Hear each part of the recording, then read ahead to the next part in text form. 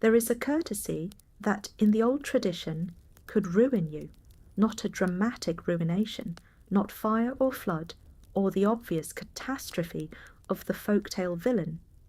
Something quieter than that, and in its own way more complete, the withdrawal of goodwill, the ending of an arrangement you had not fully understood you were part of, the discovery, made too late, that the relationship you thought was a friendship was something more precise and more conditional than friendship, and that the word you just spoke, the simple, well-meaning, entirely human word, thank you, had just broken it. Across the folklore of Britain, Ireland, Scotland, Wales, Brittany, and much of Northern Europe, one of the most consistently repeated pieces of advice about interacting with the fairy folk is this: do not thank them. Do not say the words. Do not perform the gesture. Do not, in any recognizable way, express gratitude for what they have given or done. The prohibition is almost universal in the traditions that address it at all, and the consequences described for its violation are serious enough that the people who held these beliefs clearly considered the rule one of the most important things a person could know about navigating the relationship between the human world and the fairy one. But why? What is it about gratitude, that most apparently harmless and socially valuable of human responses, that makes it so dangerous in this specific context? Why would beings who were sometimes generous, sometimes helpful, sometimes genuinely benevolent towards the humans they chose to assist, be so specifically offended or harmed by the expression of thanks? The answer, when you begin to look for it in the old traditions, turns out to be several answers simultaneously, layered over each other like the strata of a very old deposit, each layer illuminating a different dimension of the fairy world's relationship with the human one. Tonight, we will explore 10 quiet chapters on why you must never thank the Fae.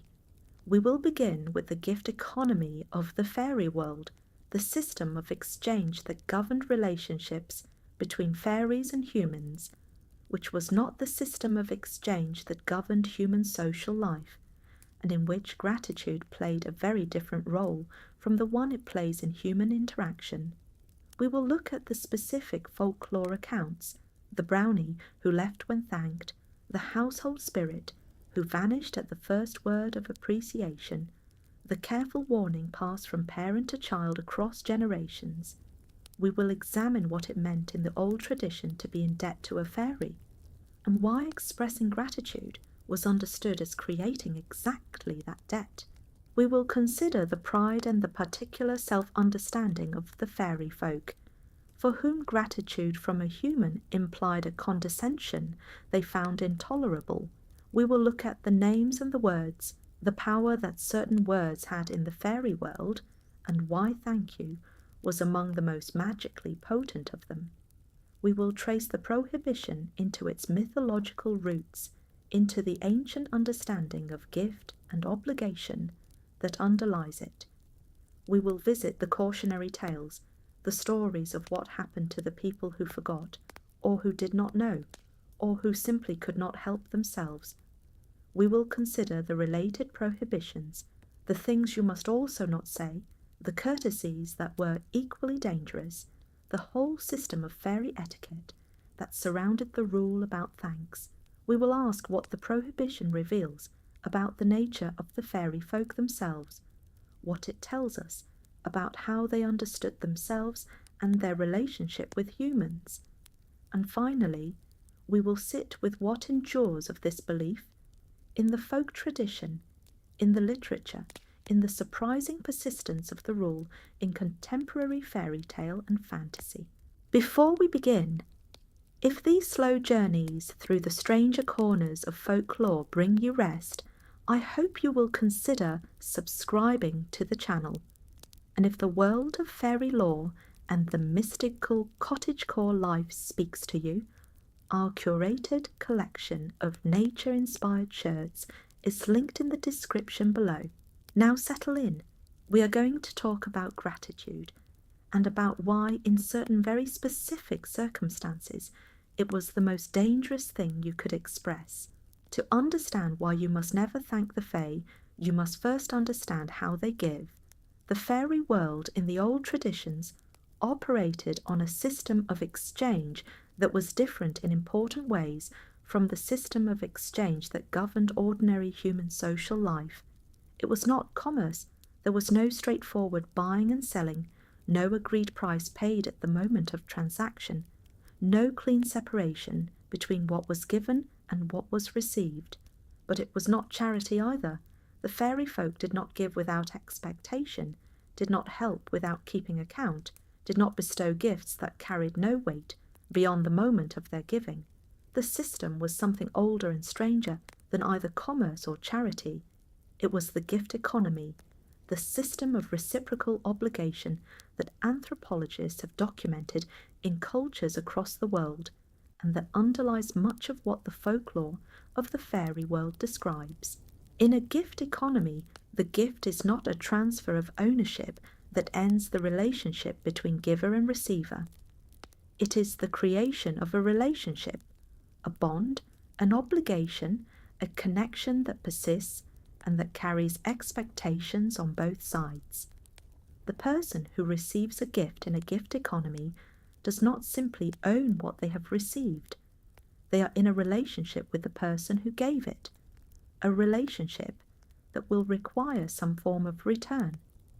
Not necessarily an identical return, not necessarily an immediate return, but some acknowledgement, some reciprocity that maintains the bond and keeps the relationship alive. The anthropologist Marcel Mauss, in his landmark 1925 essay on the gift, identified 3 obligations that gift-giving in traditional societies typically entails: the obligation to give, the obligation to receive, and the obligation to reciprocate. These 3 obligations are not separate. They form a system, a web of mutual expectation that holds social relationships together in societies where formal legal and commercial structures are less developed or less trusted than the informal bonds of gift and countergift. To give is to initiate a relationship. To receive is to accept the relationship and its obligations. To reciprocate is to maintain the relationship and demonstrate that you understand its terms. The fairy gift economy operated on exactly these principles, but with several significant modifications that arose from the specific nature of the fairy folk and their relationship with humans. The most important modification was this: in the human gift economy, gratitude was one of the acceptable forms of reciprocation, a verbal or gestural acknowledgement of the gift that maintained the relationship without necessarily requiring an equivalent material return. In the fairy gift economy, gratitude was not an acceptable form of reciprocation. It was, in fact, a violation of the system's rules, and understanding why requires understanding what gratitude actually does in a relationship. When you thank someone for a gift, you're doing several things simultaneously. You are acknowledging that you receive something. You're acknowledging that you received it from this specific person. And this is the crucial part, implicitly placing the two of you in a relationship of inequality. The giver is above, the receiver is below, and the thanks is the receiver's acknowledgement of that momentary asymmetry. In human social life, this asymmetry is understood as temporary and self-correcting. The thanks signals the receiver's awareness of the debt, and the debt will eventually be repaid, or at least acknowledged on future occasions. The thanks is in effect a promissory note for future reciprocation. For the fairy folk, this implicit acknowledgement of inequality was intolerable for reasons we will explore at length. But there was also a more specific problem with gratitude in the context of the fairy gift economy. The fairy gift was not always understood as a gift in the human sense. It was often understood as something more like an investment, a contribution to a relationship that the fairy folk expected to be ongoing and mutually beneficial, conducted on their terms. To thank a fairy for something they had done was to frame the exchange as complete, to say in effect, we are square, the account is settled, the transaction is finished. And the fairy folk did not understand their relationships with humans as transactions that could be finished. They understood them as relationships that were, by their nature, ongoing. The household spirits of British and Irish folklore, the brownies of Scotland, the dobbies of northern England, the helpful spirits who attached themselves to specific farmsteads and performed nightly labour in exchange for small offerings of food, were the clearest expression of this ongoing relationship model. The brownie did not come to the farm to do a job and be paid. It came to the farm to be part of the farm, to be in a relationship with the household that was permanent, reciprocal, and governed by a set of expectations on both sides. The farmer left out a bowl of cream or a small portion of the evening meal. The brownie threshed the grain, groomed the horses, kept the dairy clean. Neither party thanked the other. The thanks would have broken the spell, would have reduced an ongoing relationship to a completed transaction, and completed transactions have no reason to continue. This is why the most consistent account in the brownie tradition is of the brownie who left when given a gift of clothing or when explicitly thanked. The gift of clothing, a common version of the story, was understood by the brownie as a dismissal. You're paying me off, releasing me from the relationship, freeing me with a final settlement. The thanks, in the versions of the story where thanks rather than clothing triggers the departure, was understood the same way. You're marking the relationship as complete, as finished, as something that existed in the past rather than the ongoing present. And to the brownie, a relationship that existed only in the past was no relationship at all. The Welsh Tylwyth Teg, the Irish leprechaun, the Scottish Selkie, all of these beings operated in relationships with humans that were understood as ongoing and reciprocal, rather than transactional and complete. The Selkie wife who was held by the possession of her sealskin was in a relationship with her human husband that was genuinely mutual in some accounts. She might grow to love him, might invest herself in the relationship, but the relationship was always conditional, always governed by the Selkie's own nature and her own set of expectations that the human world could not fully satisfy. To thank her for something she had given was to remind her, in the sharpest possible way, that you understood the relationship differently from how she understood it, as a series of discrete exchanges rather than an ongoing bond. And that reminder might be the thing that broke whatever spell of belonging had been keeping her in the human world. The Mau's essay on the gift, though written in the early 20th century, drew on ethnographic data from many cultures that preserved gift economies in living form: the Polynesian cultures of the Pacific, the indigenous cultures of the Pacific Northwest coast, the Melanesian cultures whose exchange systems he studied in particular detail. What Maus found in all of these cultures was that the gift economy was not a primitive precursor to commerce, not a less developed form of exchange that civilization eventually replaced with buying and selling.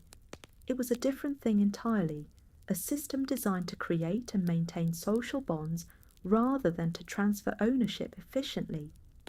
The gift economy was, in the deepest sense, a relationship economy, and its rules were the rules for maintaining relationships rather than the rules for completing transactions. The faerie gift economy, as the folklore preserves it, is, in Maus's terms, a classic gift economy with one distinctive modification. The fairy folk did not want the relationship maintained through the conventional human mechanism of verbal acknowledgement. The ongoing relationship was maintained through ongoing action, through the regular food offering, through the continuing labour, through the mutual participation in the shared work of the farm or the household. The word of thanks was redundant at best and destructive at worst. The relationship was already being maintained through the correct means. Adding a verbal acknowledgement was like signing a contract at the conclusion of a friendship. It formalized something that had been working precisely because it was informal, and the formalization changed what it was. The silence that the brownie required was not indifference. It was the specific kind of silence that only ongoing, trusting relationship can produce. The silence between two parties who understand each other well enough not to need to narrate what is happening. The household that left out the cream and heard the grain being threshed in the night was in a relationship of perfect, wordless, mutual understanding with the brownie. The word that broke it was not wrong in itself. It was wrong because it introduced narration into a relationship that lived and could only live in silence. The gift economy of the fairy world was not cruel, and it was not arbitrary. It had its own logic, its own coherence, its own set of values that were genuinely held and genuinely observed. Those values simply did not include the human convention of verbal gratitude as a marker of social obligation acknowledged. The fairy folk gave, and they expected to receive, and the exchange was silent and ongoing and never finished. To say thank you was to try to finish something that was never meant to end. The distinction between the fairy gift economy and the human gift economy becomes most vivid when you consider what happens at the end of a human gift relationship. Human relationships built around gift and countergift have endings. People die, friendships dissolve, families disperse. When a human gift relationship ends, its obligations end with it. The debts of gratitude that accumulated over years are released by the ending of the relationship itself. The fairy gift economy did not operate this way. The fairy folk were not mortal in the human sense, and the relationships they entered, the bonds they formed with specific households and specific landscapes, were not bounded by human lifespans. The brownie that attached itself to a farm might outlast the family that had originally offered it the bowl of cream by many generations. The obligation it maintained was not a temporary arrangement. It was a permanent condition of the farm's existence, binding on every subsequent generation of occupants, whether or not they had chosen to enter into it. This permanent, transmissible quality of the fairy relationship is one of the clearest signs that it operated by different rules from the human gift economy. In human life, the obligations of one generation are not automatically the obligations of the next. Children do not inherit their parents' debts, at least not in principle. In the fairy world, this principle did not apply. The brownie's arrangement with the farm was with the farm, not with any particular occupant. The new family that moved in was bound by the terms of an arrangement it had not created and might not know about, and the violation of those terms, including the accidental thanks, had consequences regardless of the violator's ignorance. The gift economy of the fairy world was not cruel, and it was not arbitrary. It had its own logic, its own coherence, its own set of values that were genuinely held and genuinely observed. Those values simply did not include the human convention of verbal gratitude as a marker of social obligation acknowledged. The fairy folk gave, and they expected to receive, and the exchange was silent and ongoing and never finished. To say thank you was to try to finish something that was never meant to end. Of all the accounts of what happens when you thank the fae, the most numerous and the most consistent are the stories of the brownie. The brownie, known by variants of the name across Scotland, northern England, and in related forms in Ireland and Scandinavia, was a household spirit that attached itself to a specific farmstead or dwelling and provided nightly labour in exchange for small regular offerings of food, typically left out at the hearth or near the threshold before the household retired to sleep. The relationship between a brownie and its household was understood in the tradition as one of the most valuable arrangements a family could have, more reliable than any hired help, more tireless, more skilled in the specific knowledge of that particular farm, and one of the most reliable ways to destroy it was to say thank you. The Scottish folklorist Robert Chambers, writing in the 19th century, collected accounts of brownies from across the lowlands and the borders that show remarkable consistency in their description of both the brownie's behaviour and the terms under which the arrangement could be broken. The brownie worked at night, invisibly or nearly so. The household might hear the threshing, the grinding, the sweeping, without being able to see who or what performed it. The work was always specific, always appropriate to the season and the farm's current needs, always done with a competence that exceeded what the human household could manage in the same time, and the brownie's only requirements were the regular food offering and the observance of a simple but absolute rule: do not directly acknowledge the brownie, do not express admiration for its work, and do not thank it. The Scottish folklorist Robert Chambers, writing in the 19th century, collected accounts of brownies from across the lowlands and the borders that show remarkable consistency in their description of both the brownie's behaviour and the terms under which the arrangement could be broken. The brownie worked at night, invisibly or nearly so. The household might hear the threshing, the grinding, the sweeping, without being able to see who or what performed it. The work was always specific, always appropriate to the season and the farm's current needs, always done with a competence that exceeded what the human household could manage in the same time, and the brownie's only requirements were the regular food offering and the observance of a simple but absolute rule: do not directly acknowledge the brownie, do not express admiration for its work, and do not thank it. The accounts collected by Chambers and by later folklorists, including John Gregerson Campbell and Alexander Carmichael, describe the consequences of breaking this rule with striking specificity. In some versions, the household attempts to reward the brownie more generously than usual, leaving out a fine garment, or a larger portion of food, or some gift beyond the ordinary offering. In others, a member of the household simply says, one morning after finding the grain threshed and the cattle watered and the dairy swept, something to the effect of "what a fine brownie we have," or "what good work has been done tonight," an expression of appreciation rather than a formal thanks, but close enough. And in all of these accounts the result is the same: the brownie is never seen or heard from again. What the accounts rarely provide is the brownie's perspective on this departure, why it left, what the thanks or the gift meant to it, what interior logic governed the response.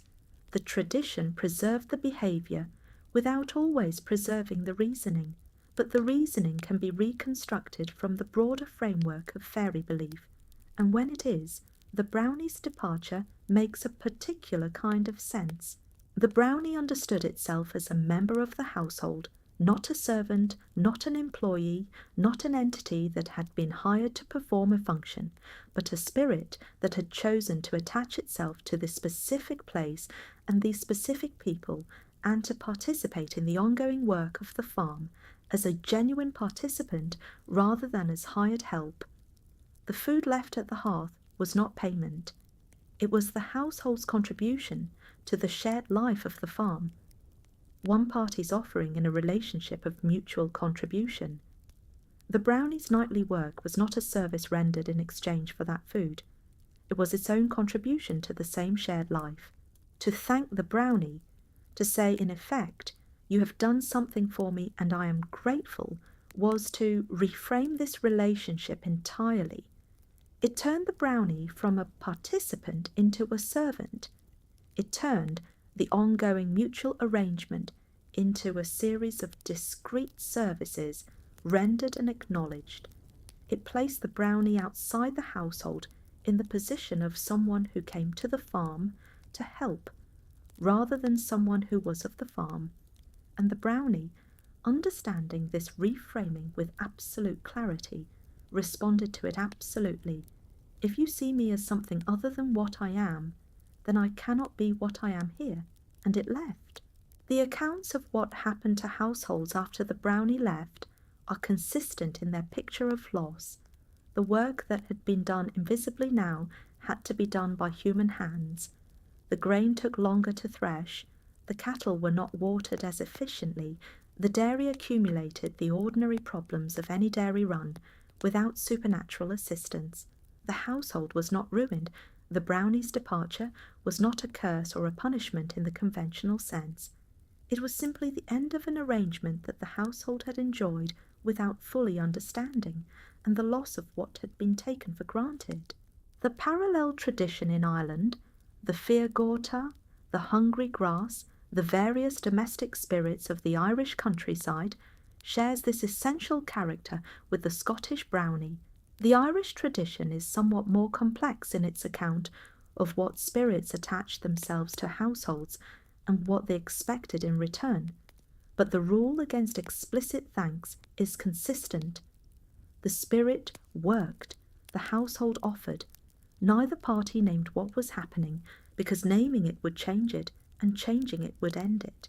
The broader Scandinavian tradition of the tomt or nisse, the small, elderly-looking spirit of the farm who managed the household's well-being, in exchange for specific offerings, most characteristically a bowl of porridge left out on Christmas Eve, follows the same structure. The nisse was attached to the farm itself as much as to the family. It came with the land, it stayed when families changed, it had its own stake in the farm's prosperity that went beyond any contractual arrangement, and it expected to be treated as what it was, an integral part of the farm's being, not an external helper who could be thanked and sent away. What these stories collectively preserve is a memory of a specific kind of relationship between the human and the non-human world, a relationship of sustained, mutual, unnamed participation in shared work and shared life. The naming was the danger. The thanks was the name for the thing that was never supposed to be named. When it was named, the relationship that could only exist unnamed ceased to exist. The accounts of brownies in the Scottish tradition are unusually rich in specific detail. The size of the creature, generally small and somewhat wizened in appearance, though not always visible at all. The specific tasks it was most likely to perform, threshing grain above all, but also grinding, herding, and general household maintenance. The specific offerings it preferred. Cream was universal, but some accounts specify particular foods for particular brownies, the preference being apparently as individual as any person's. This specificity is part of what makes the brownie tradition feel genuine, as a body of living folk knowledge rather than as a literary convention. The details are the kind of details that accumulate through observation and transmission over generations, not the kind that are invented for narrative effect. The accounts of brownie departures are equally specific. The creature does not vanish immediately upon receiving the offending thanks or gift. In several versions, there is a period of confusion. The brownie seems uncertain what to do, or seems to struggle with the situation, as though it has been placed in a position that its nature cannot accommodate, and that it needs time to resolve, and then it is gone. The work stops, the grain is left unthreshed in the morning, the horses are not groomed, and the household, slowly coming to understand what has happened, begins the long process of managing without what it had taken for granted. The tradition of the helpful household spirit is not exclusive to the British Isles. In the Russian tradition, the domovoi, the house spirit, operated on similar terms.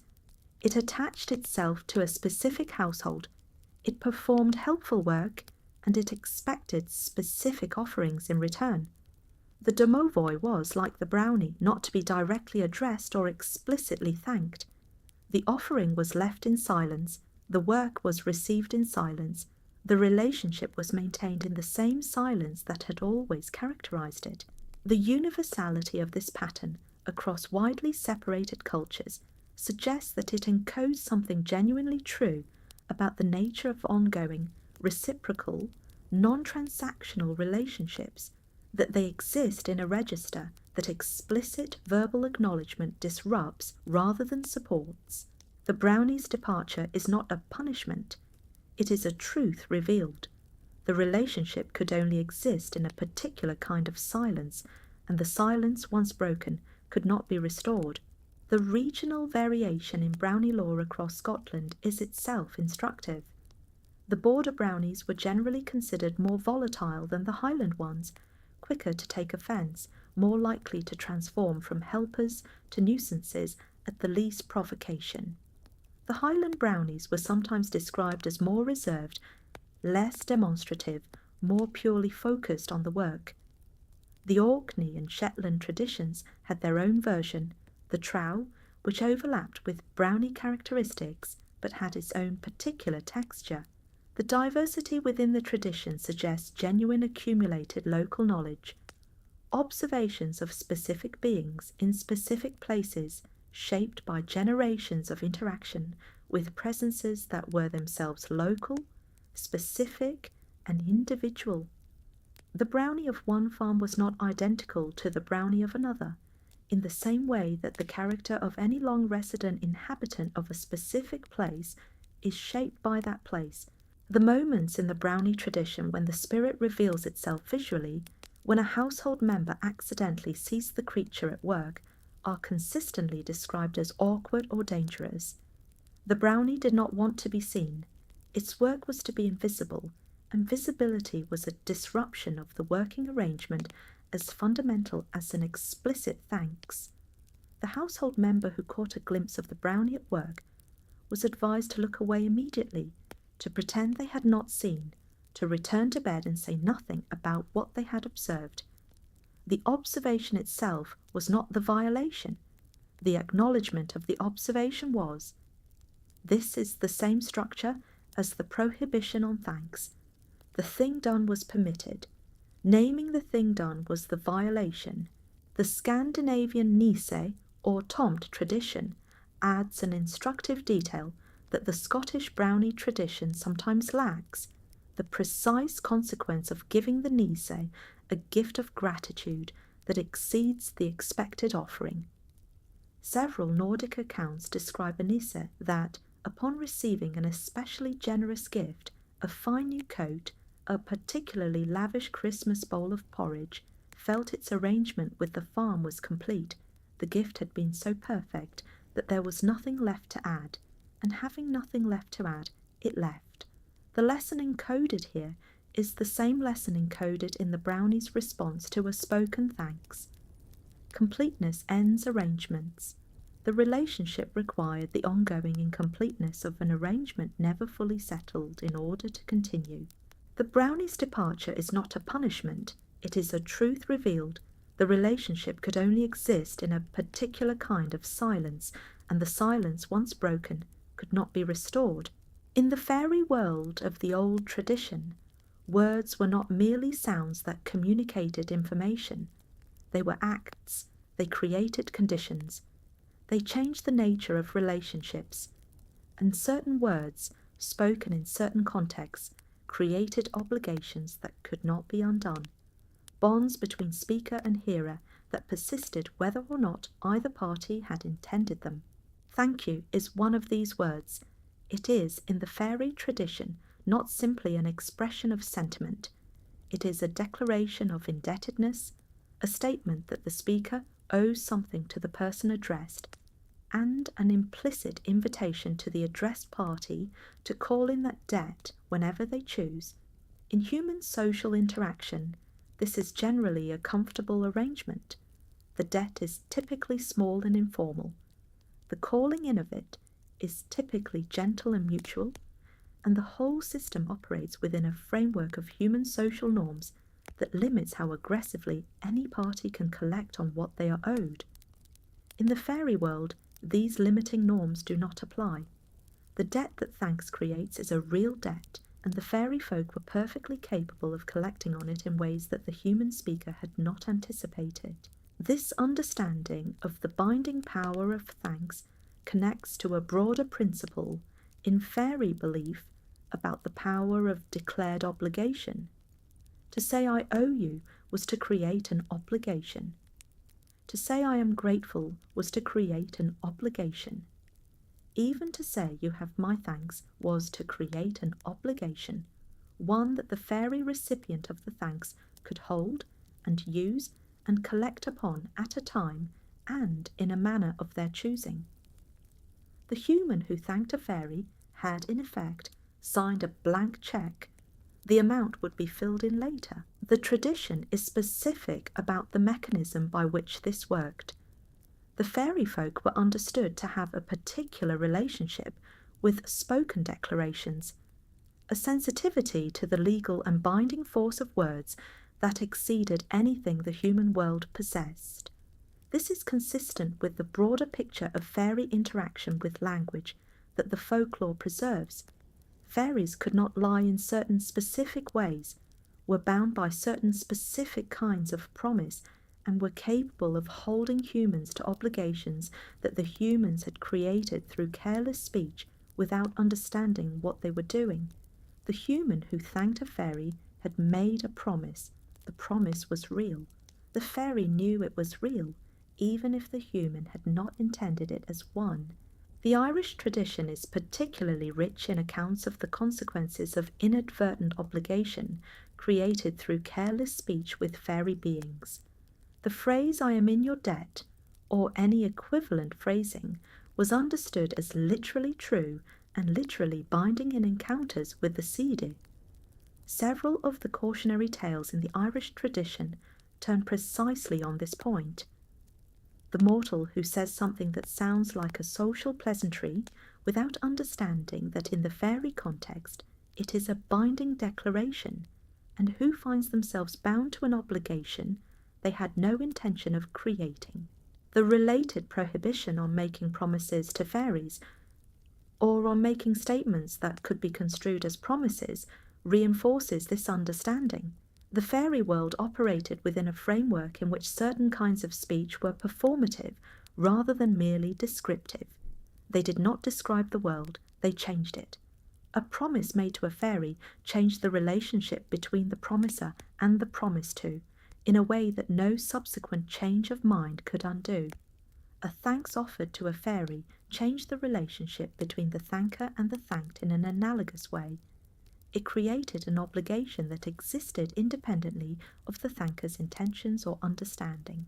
The weight of this obligation varied in the tradition depending on several factors: the nature of what had been done that prompted the thanks, the specific wording of the thanks, and the specific fairy being involved. Some fairy folk, the more powerful, the more ancient, the more closely connected to the deep rules of the other world, were more likely to collect seriously on a debt of gratitude than others.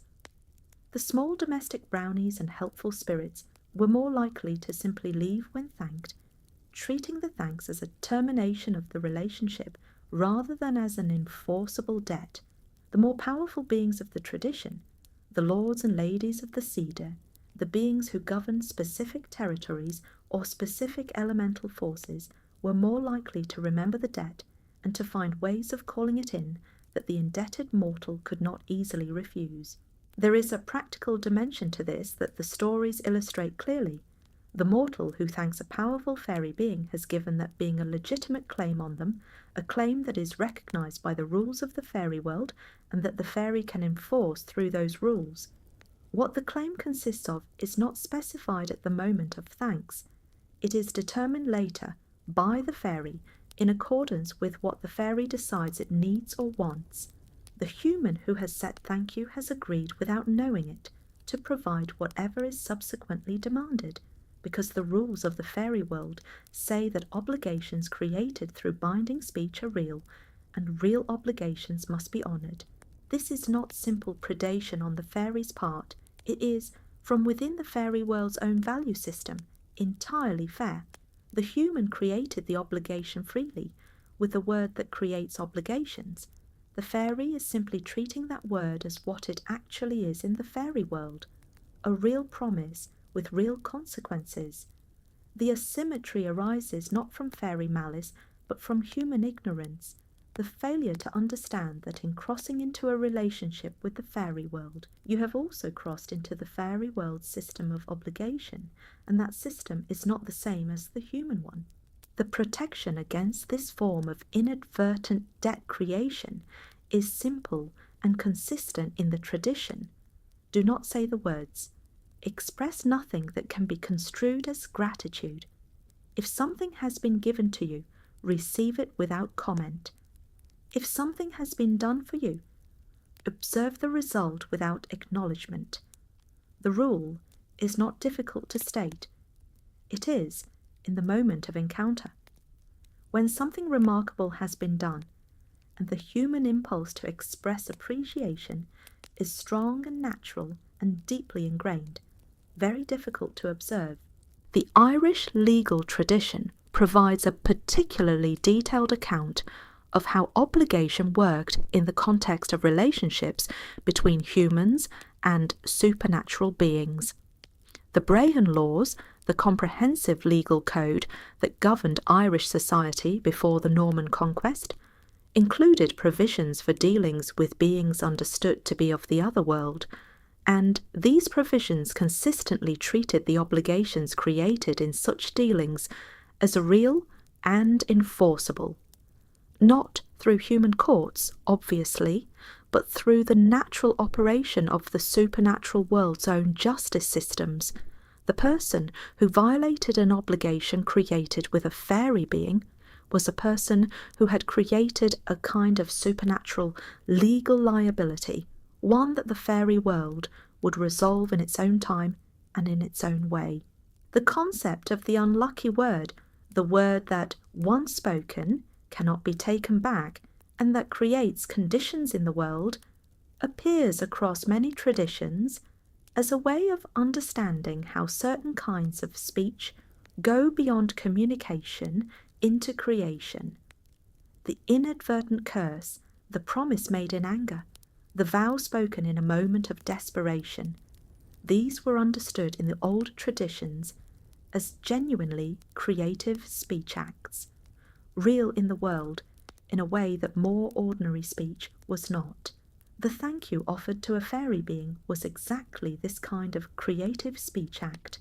It did not simply communicate gratitude, it created debt, and the creation of debt, once accomplished, could not be uncreated by subsequent speech or subsequent regret.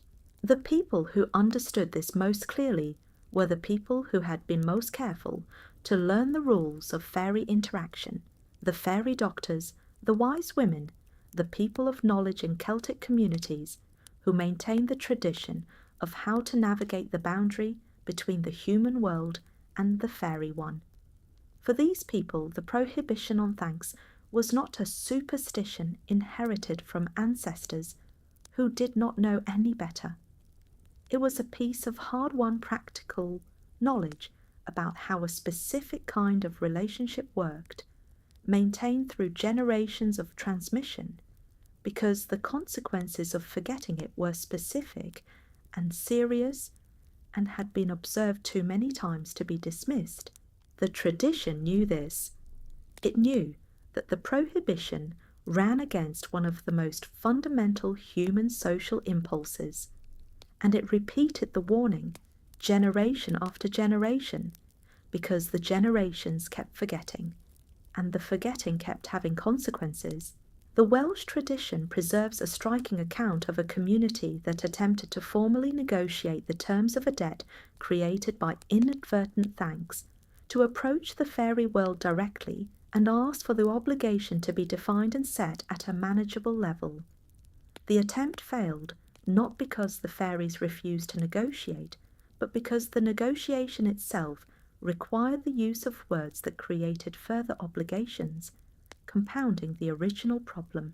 Every word spoken in the negotiation added to the account rather than settling it. The community eventually withdrew from the negotiation and simply waited to see what the fairy world would collect.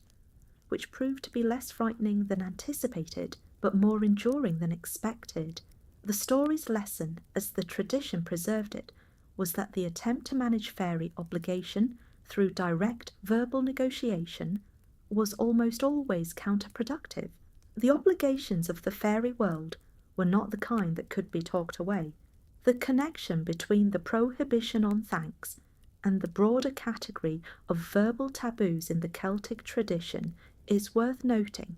The Celtic tradition maintained many verbal taboos, words and phrases that must not be spoken in specific contexts, names that must not be used in specific ways, questions that must not be asked in specific places.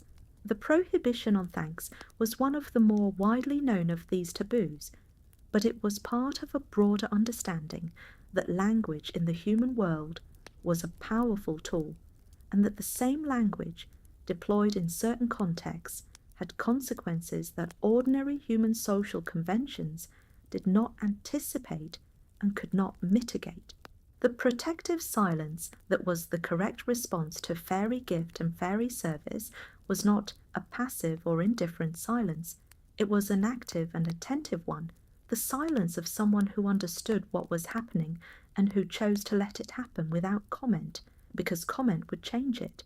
The person who received a brownie's nightly labour in silence was not ignoring the brownie. They were honouring it with precisely the kind of acknowledgement it required. The acknowledgement of ongoing relationship, which is not expressed in words, but in the continued leaving of the offering, the continued maintenance of the arrangement, the continued living of a life that included the invisible presence without ever making that presence visible through speech. The silence said everything that mattered. The word of thanks would have said something else entirely and ended it. The tradition knew this.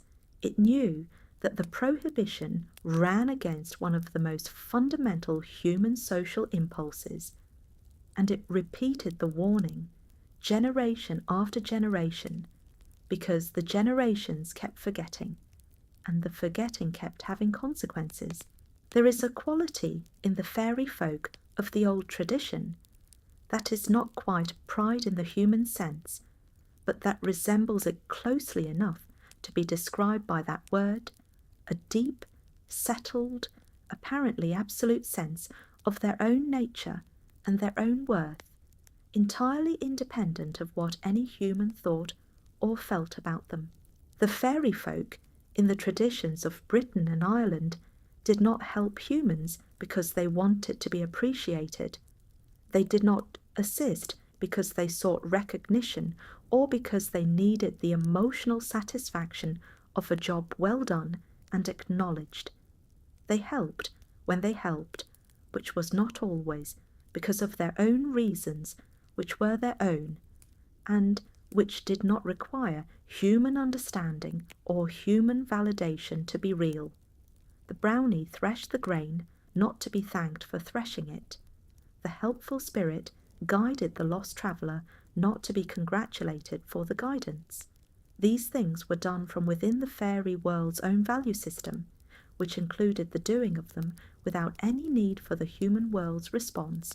To thank a faerie was, from this perspective, an act of considerable condescension, perhaps the most condescending act a human could perform toward a faerie being.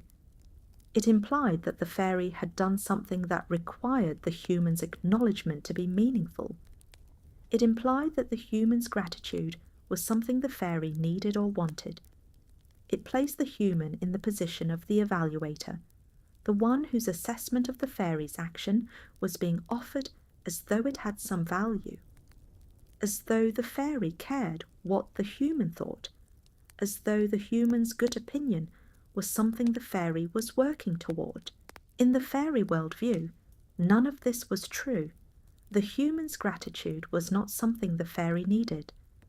The human's assessment of the faerie's action was not the standard against which the faerie measured the action's worth.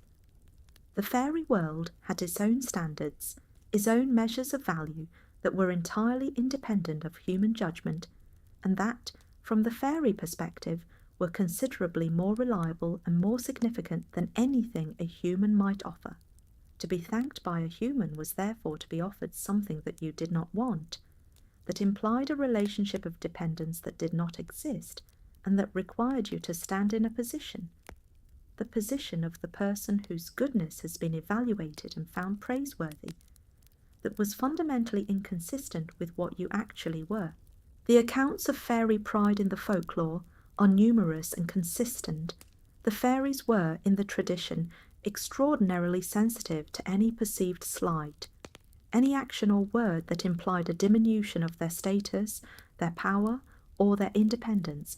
They could be generous, they could be helpful, they could be, in certain moods and under certain conditions, genuinely benevolent towards specific humans, but they could not be humble about it. They could not accept the position of the helper who needed the helped party's acknowledgement to feel that the help had been worthwhile. The specific form that fairy pride took in relation to the thanks prohibition is interesting because it operates in both directions simultaneously. To thank a fairy was insulting because it implied the fairy needed thanks, but it was also, in a different register, a kind of presumption, an assumption by the human that they were in a position to offer something of value to the fairy, when in fact the fairy's sense of his own worth was such that nothing the human could offer, including gratitude, had any particular value from the fairy's perspective. The thanks was both condescending and presumptuous, condescending in implying the fairy needed it, presumptuous in implying the human was in a position to give it. This dual insult is reflected in the diversity of fairy responses to being thanked in the tradition. Some fairies left, the brownie's characteristic response, a withdrawal that was also a statement. You have misunderstood what this was, and I will not remain to be misunderstood. Some fairies became angry, a more active response, appropriate to beings of greater power, who did not simply withdraw from situations they found offensive, but who expressed their displeasure in ways the human world could not ignore. Some fairies became coldly distant, maintaining a form of the relationship, while withdrawing the warmth and the genuine engagement that had made the relationship valuable, and, in some accounts, the darker ones, the cautionary tales, some fairies collected on the debt the thanks had created, in ways that made very clear how differently they understood the transaction from how the human had intended it. The question of why fairy beings were so particularly sensitive on this point, why their pride, if that is the right word, was so specifically engaged by the expression of gratitude, is one that the tradition itself does not fully answer. But several possibilities suggest themselves from the broader context of what the tradition tells us about the fairy folk. One is that the fairy folk understood themselves as belonging to a category of being that was, in some fundamental sense, superior to the human, older, more powerful, more deeply rooted in the fabric of the world. From this position, human gratitude was an absurdity, like a mouse thanking an eagle for not eating it, or a moment thanking time for passing. The scale was wrong, the categories were wrong. The relationship between fairies and humans was not the relationship between two parties of equivalent standing, who could meaningfully express gratitude to each other. Another is that the fairy folk's pride was, in part, a defence, a maintenance of necessary distance in a relationship that was always somewhat dangerous to both parties. The fairy world and the human world were neighbours in the old understanding, and neighbourly relationships between very different kinds of being require the maintenance of clear boundaries. Gratitude, with its implication of warmth and connection and acknowledgement of mutual benefit, eroded those boundaries. The pride that rejected gratitude was the pride that maintained the distance necessary for both worlds to function in their appropriate ways. The concept of what we might call fairy dignity the settled, non-negotiable self-understanding of beings who knew exactly what they were and required no human confirmation of it, is one of the most consistently depicted qualities of the fairy folk across the whole range of traditions that describe them. The fairy pride that rejected human gratitude was not insecurity dressed up as superiority. It was the expression of a genuine ontological confidence, a knowledge of one's own nature so complete and so unshakable that the human world's evaluative gaze slid off it without purchase, because there was nothing for that gaze to hold on to. The fairy who did not need your appreciation did not need it in the way that a mountain does not need your approval of its height. The relationship between fairy pride and fairy power is worth examining carefully, because it illuminates something important about the kind of power the fairy folk were understood to possess. Human power, political power, social power, economic power, is in part constituted by the recognition of others. The king who is not recognized as king has a practical problem. The wealthy person whose wealth is not acknowledged has a social problem. The authority whose authority is ignored faces a crisis. Human power is, in this sense, always partly dependent on the acquiescence of those over whom it is exercised. The fairy folk's power was understood to be fundamentally different. It did not require acquiescence, it did not require recognition, it did not require any form of human response to be fully real and fully operative. The mortal's failure to appreciate the fairy's power did not diminish the power in the slightest. This is what made the power genuinely formidable. The tradition's insistence on fairy pride also reflects an understanding of the fairy folk as beings who had a kind of moral integrity, not human morality, not the morality of the social contract or the golden rule, but an integrity of nature, a consistency with their own essential character that made them in some ways more reliable than human beings. The fairy folk were what they were, always and completely. They did not pretend to be other than what they were. They did not perform gratitude or approval or social warmth that they did not actually feel. Their expressions were genuine expressions of their actual states. This consistency was itself a kind of pride, the pride of the being who does not dissemble, who does not perform, who is exactly what it appears to be at all times.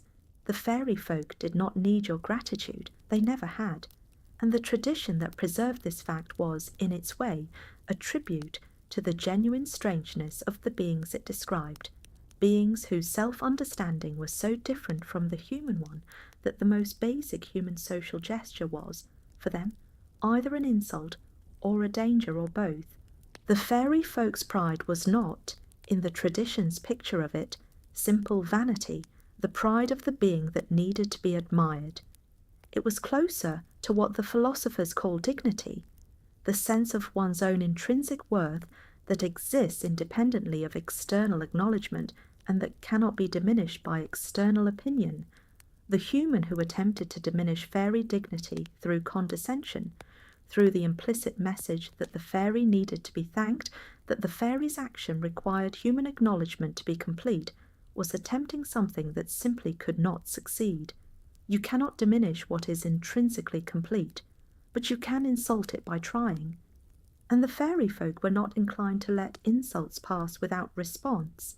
The fairy folk's particular sensitivity to being placed in the position of the person whose good deeds are being assessed and praised is connected to a deeper quality that the tradition consistently attributed to them, their utter lack of interest in human moral evaluation.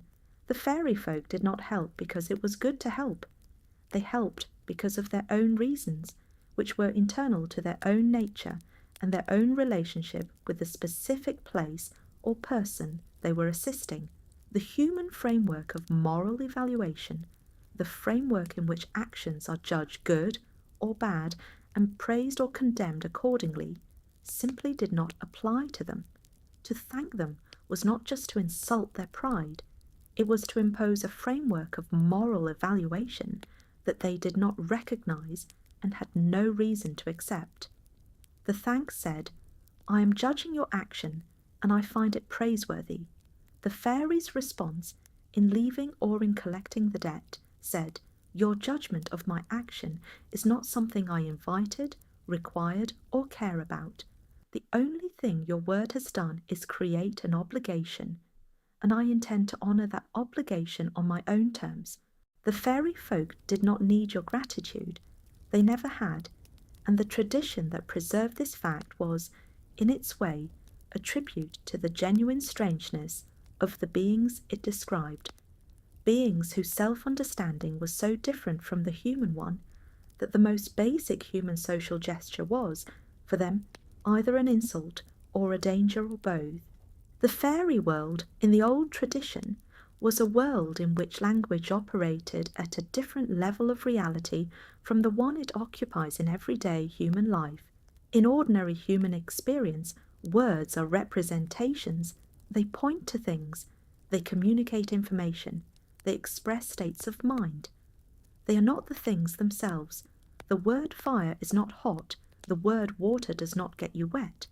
The relationship between a word and what it refers to is, as the linguists say, arbitrary. There is no intrinsic connection between the sound or the symbol and the thing it names.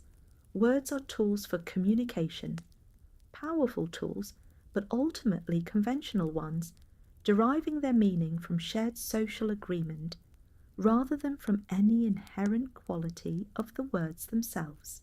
In the fairy world, this was not entirely the case. Words, certain words, spoken in certain ways in certain contexts, were understood to be more than representations. They were, in some traditions, understood as direct expressions of the things they named. To speak the name of a thing was, in some sense, to summon or to invoke or to engage the thing itself. And declarations, statements of obligation, statements of relationship, statements of status, were understood as genuinely creating the conditions they described rather than merely reporting on conditions that already existed. A promise made was a promise that existed as a real thing in the world, binding on both parties.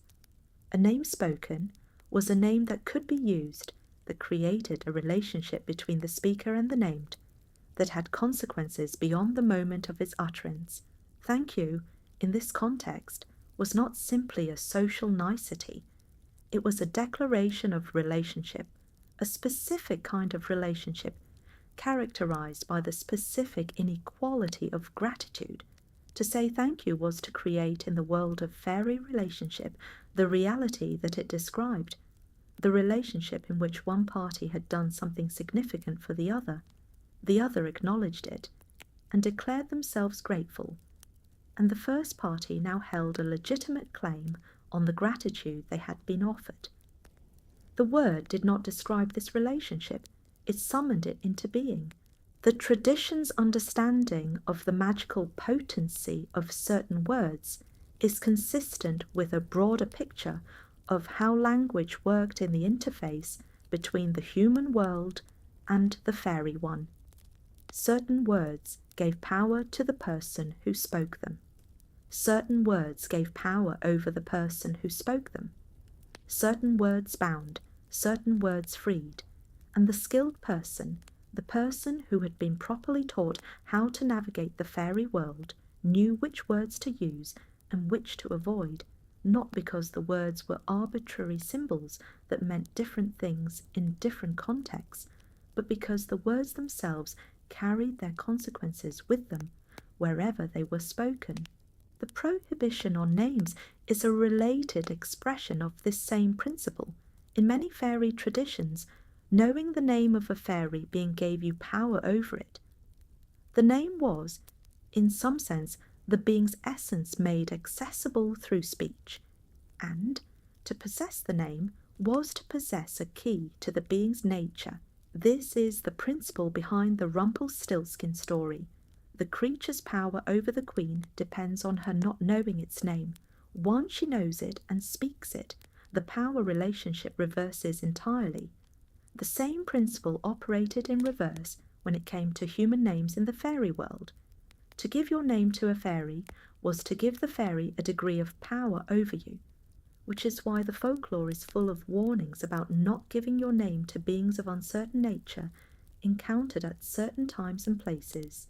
Thank you was, in this sense, a particular kind of name-giving, not the giving of your personal name, but the giving of a name for the relationship between you and the fairy, the name debtor, the name grateful one, the name person who owes.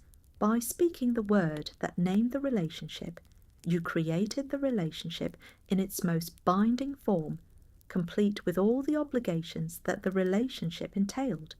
The fairy heard the word and knew what it meant, not what you intended by it, but what it was. And what it was, in the fairy world, was a declaration of indebtedness with real and lasting consequences. The specific potency of thank you as a word of power also connects to its position at the boundary of two different social systems. In the human world, thank you was a word of closure. It ended an episode of gift-giving and receiving, marked the account as balanced, released both parties from immediate obligation. In the fairy world, the same word was a word of opening. It began an episode of obligation, created a new account between the parties, and committed both to a relationship whose terms had not yet been fully defined.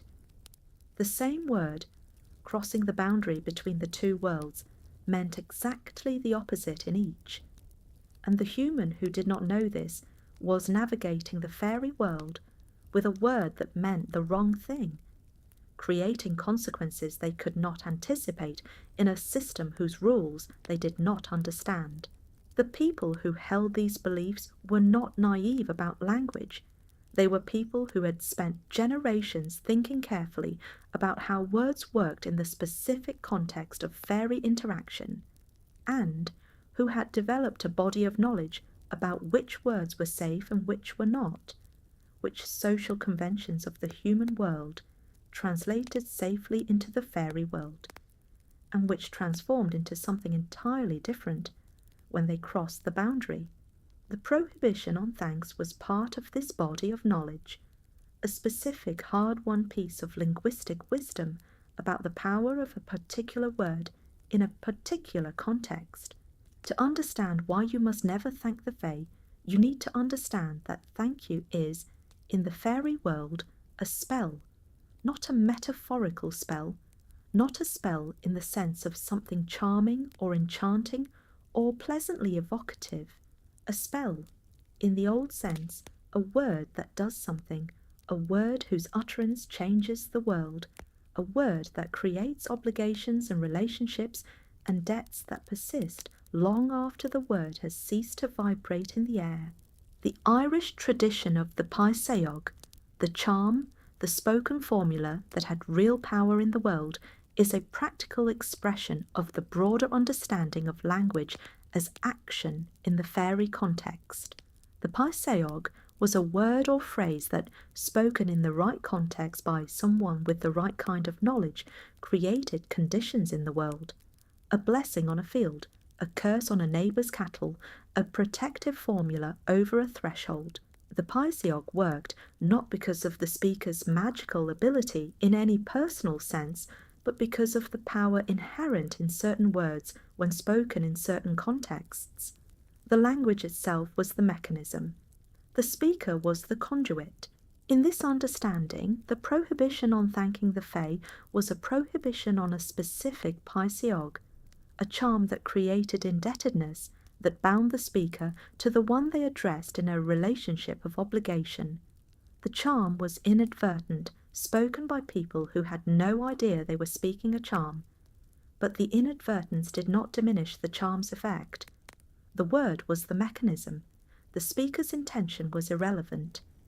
The charm worked because it was the charm, not because anyone knew it was being cast. The related tradition of the evil eye, the belief that certain looks, certain words of admiration or envy could harm the person or thing they were directed at, operates on the same underlying principle.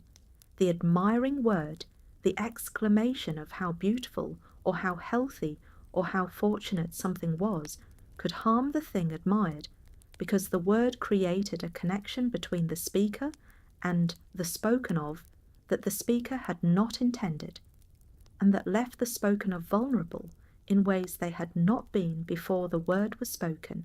The folk practice of immediately qualifying any admiring remark with a protective formula, God bless it, as the Irish say, was a way of breaking the inadvertently harmful connection before it could take hold. The thank you offered to a faerie was a similar inadvertent harm to the one who offered it, creating a connection and an obligation that the speaker had not intended, but that the word made real regardless of intention. Speak the spell carelessly, and you will live inside its consequences. This is what the tradition was trying to tell us. This is what the repeated warnings, across so many different accounts and so many different traditions, were preserving. The knowledge that words, in the right context, are acts, and some acts, once performed, cannot be undone. The tradition of the fairy doctor, the person with special knowledge of fairy interaction, included within its curriculum a specific training in the language of fairy encounter, the words and phrases that were safe, the words and phrases that were dangerous, and the words and phrases that were absolutely prohibited. The prohibition on thanks headed this last category. Fairy doctors in training were told the story of the word and its consequences before they were told almost anything else about fairy interaction, because the prohibition on thanks was the most important single piece of information about how the fairy world worked. If you got everything else wrong but got this right, you might survive the encounter. If you got everything else right but said thank you at the wrong moment, nothing else you had learned would protect you. The silence that was the appropriate response to fairy assistance was not an empty silence, it was a full one, the fullness of a relationship so well established that neither party needed to narrate it, so complete in its ongoing working that verbal acknowledgement would have added nothing and risked everything. The person who received the fairy's help in silence was living inside the relationship, not standing outside it and commenting on it.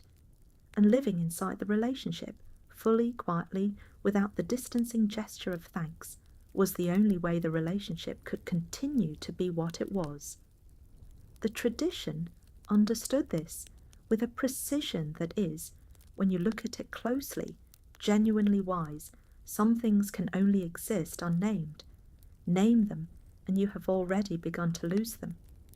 The word thank you was the name for what existed between the fairy and the human, and naming it turned it from a living thing into a concluded transaction. The living thing could not survive the naming, it never could, and the tradition that kept the rule kept it because generation after generation had watched what happened when the silence broke. Speak the spell carelessly, and you will live inside its consequences. This is what the tradition was trying to tell us. This is what the repeated warnings across so many different accounts and so many different traditions were preserving. The knowledge that words, in the right context, are acts, and some acts, once performed, cannot be undone. The prohibition on thanking the fae did not emerge from nowhere.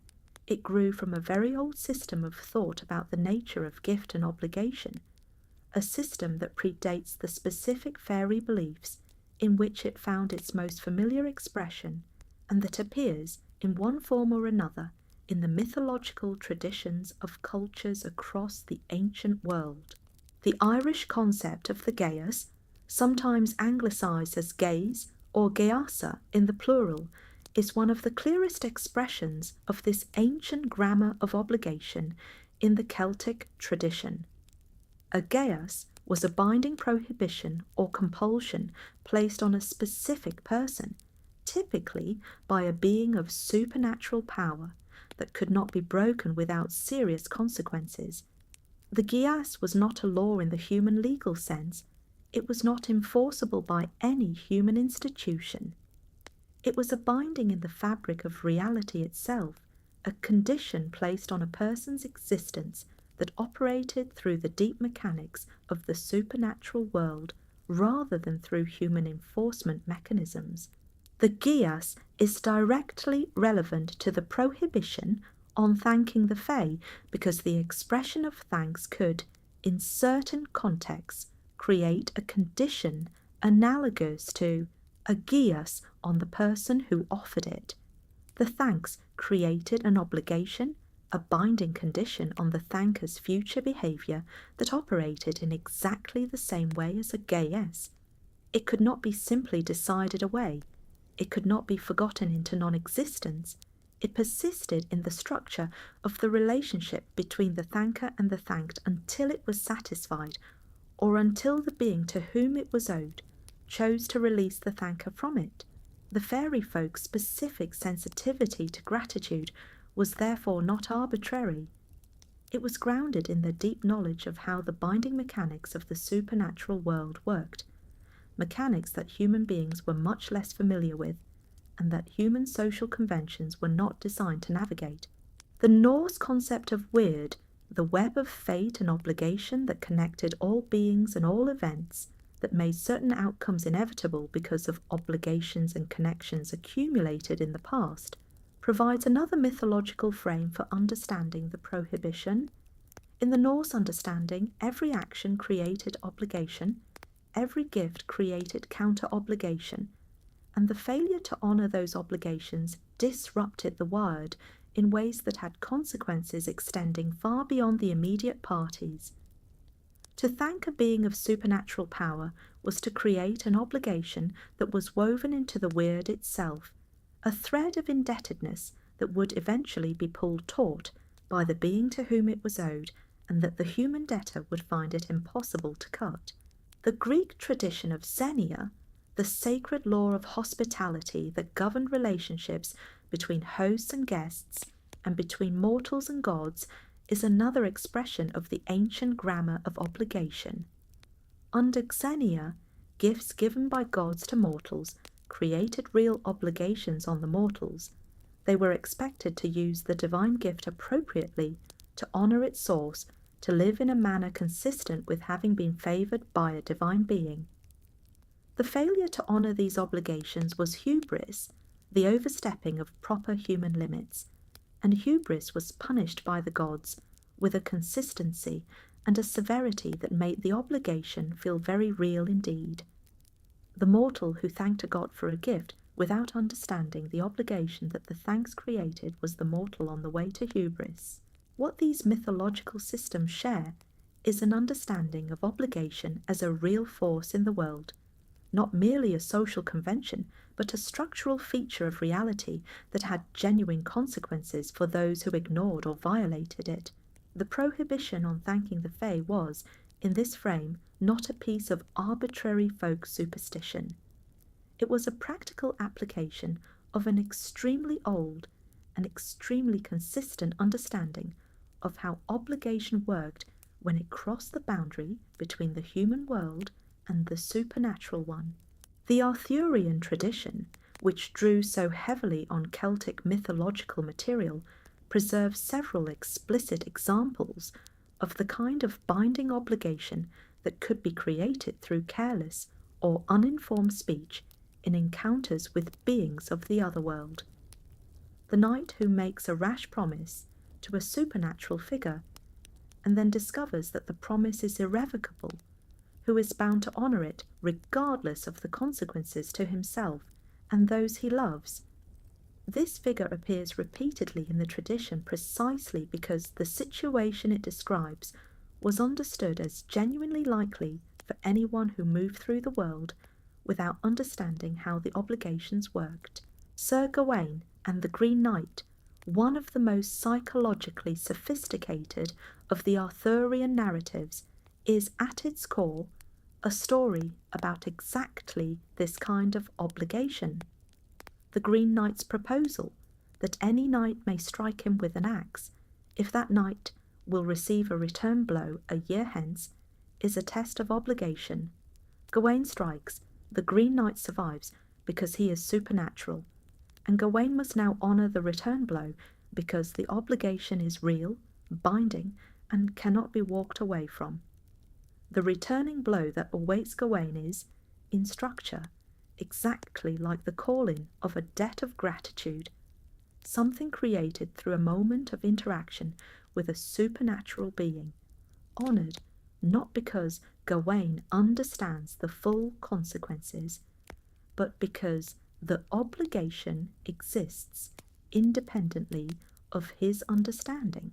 The tradition of the fairy godmother in European folk narrative is instructive in this context for what it reveals about the intended direction of gift-giving between humans and fairy beings. The fairy godmother she bestows gifts on the deserving mortal, provides resources and assistance and magical transformation, and the mortal who receives these gifts does not thank the fairy godmother in the way they would thank a human benefactor.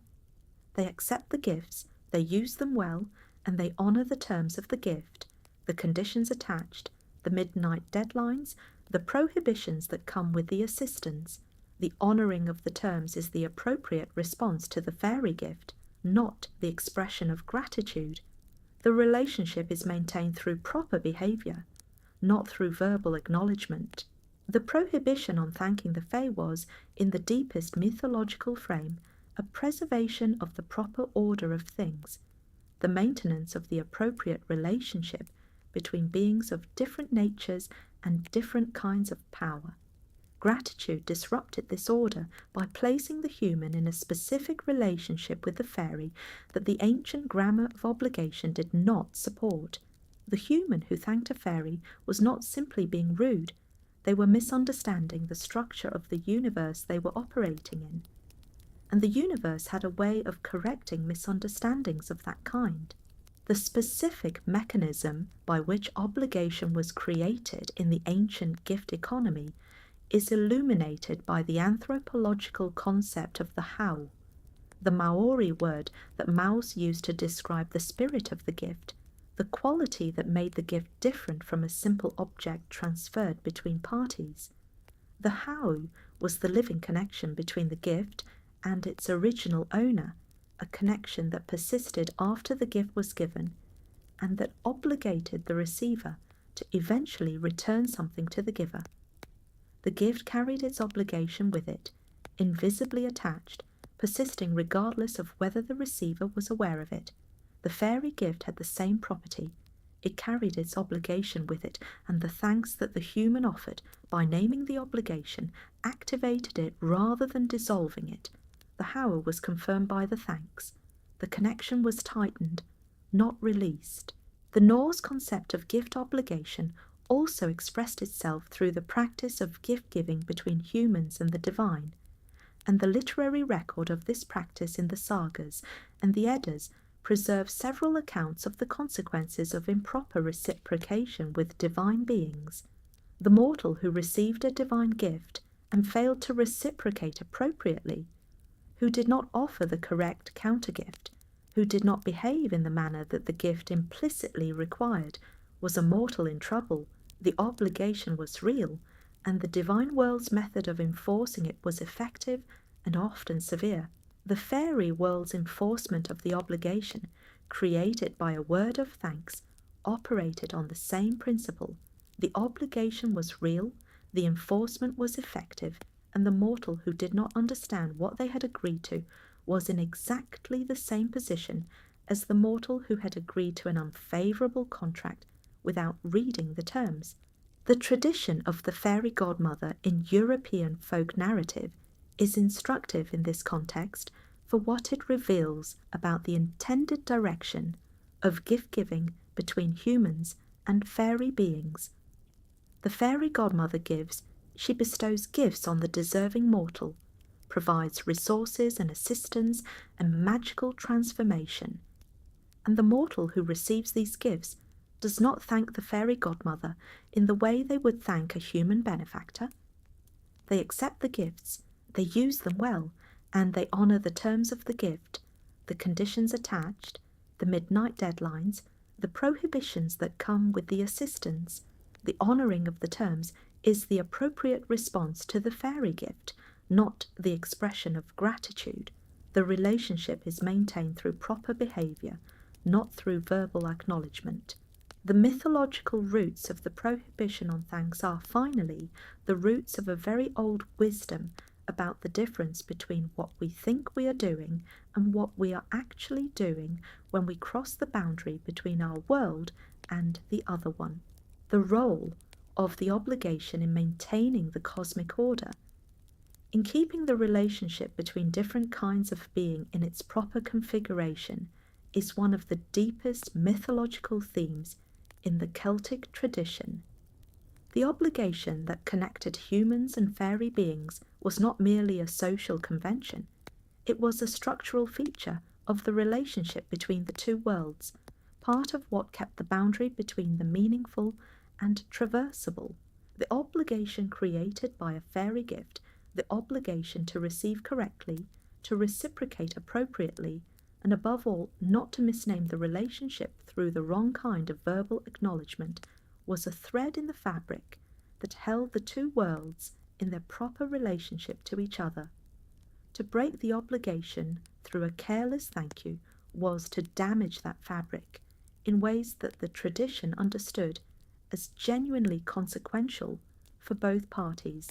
The concept of the sacred gift in the Celtic tradition, the gift that comes with divine authority behind it, and that therefore carries more than ordinary obligation, is directly relevant to the fairy gift.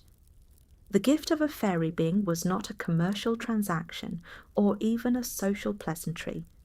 It was an expression of a power that derived from the fairy being's position in the structure of the supernatural world, and the obligation it created was proportional to that power.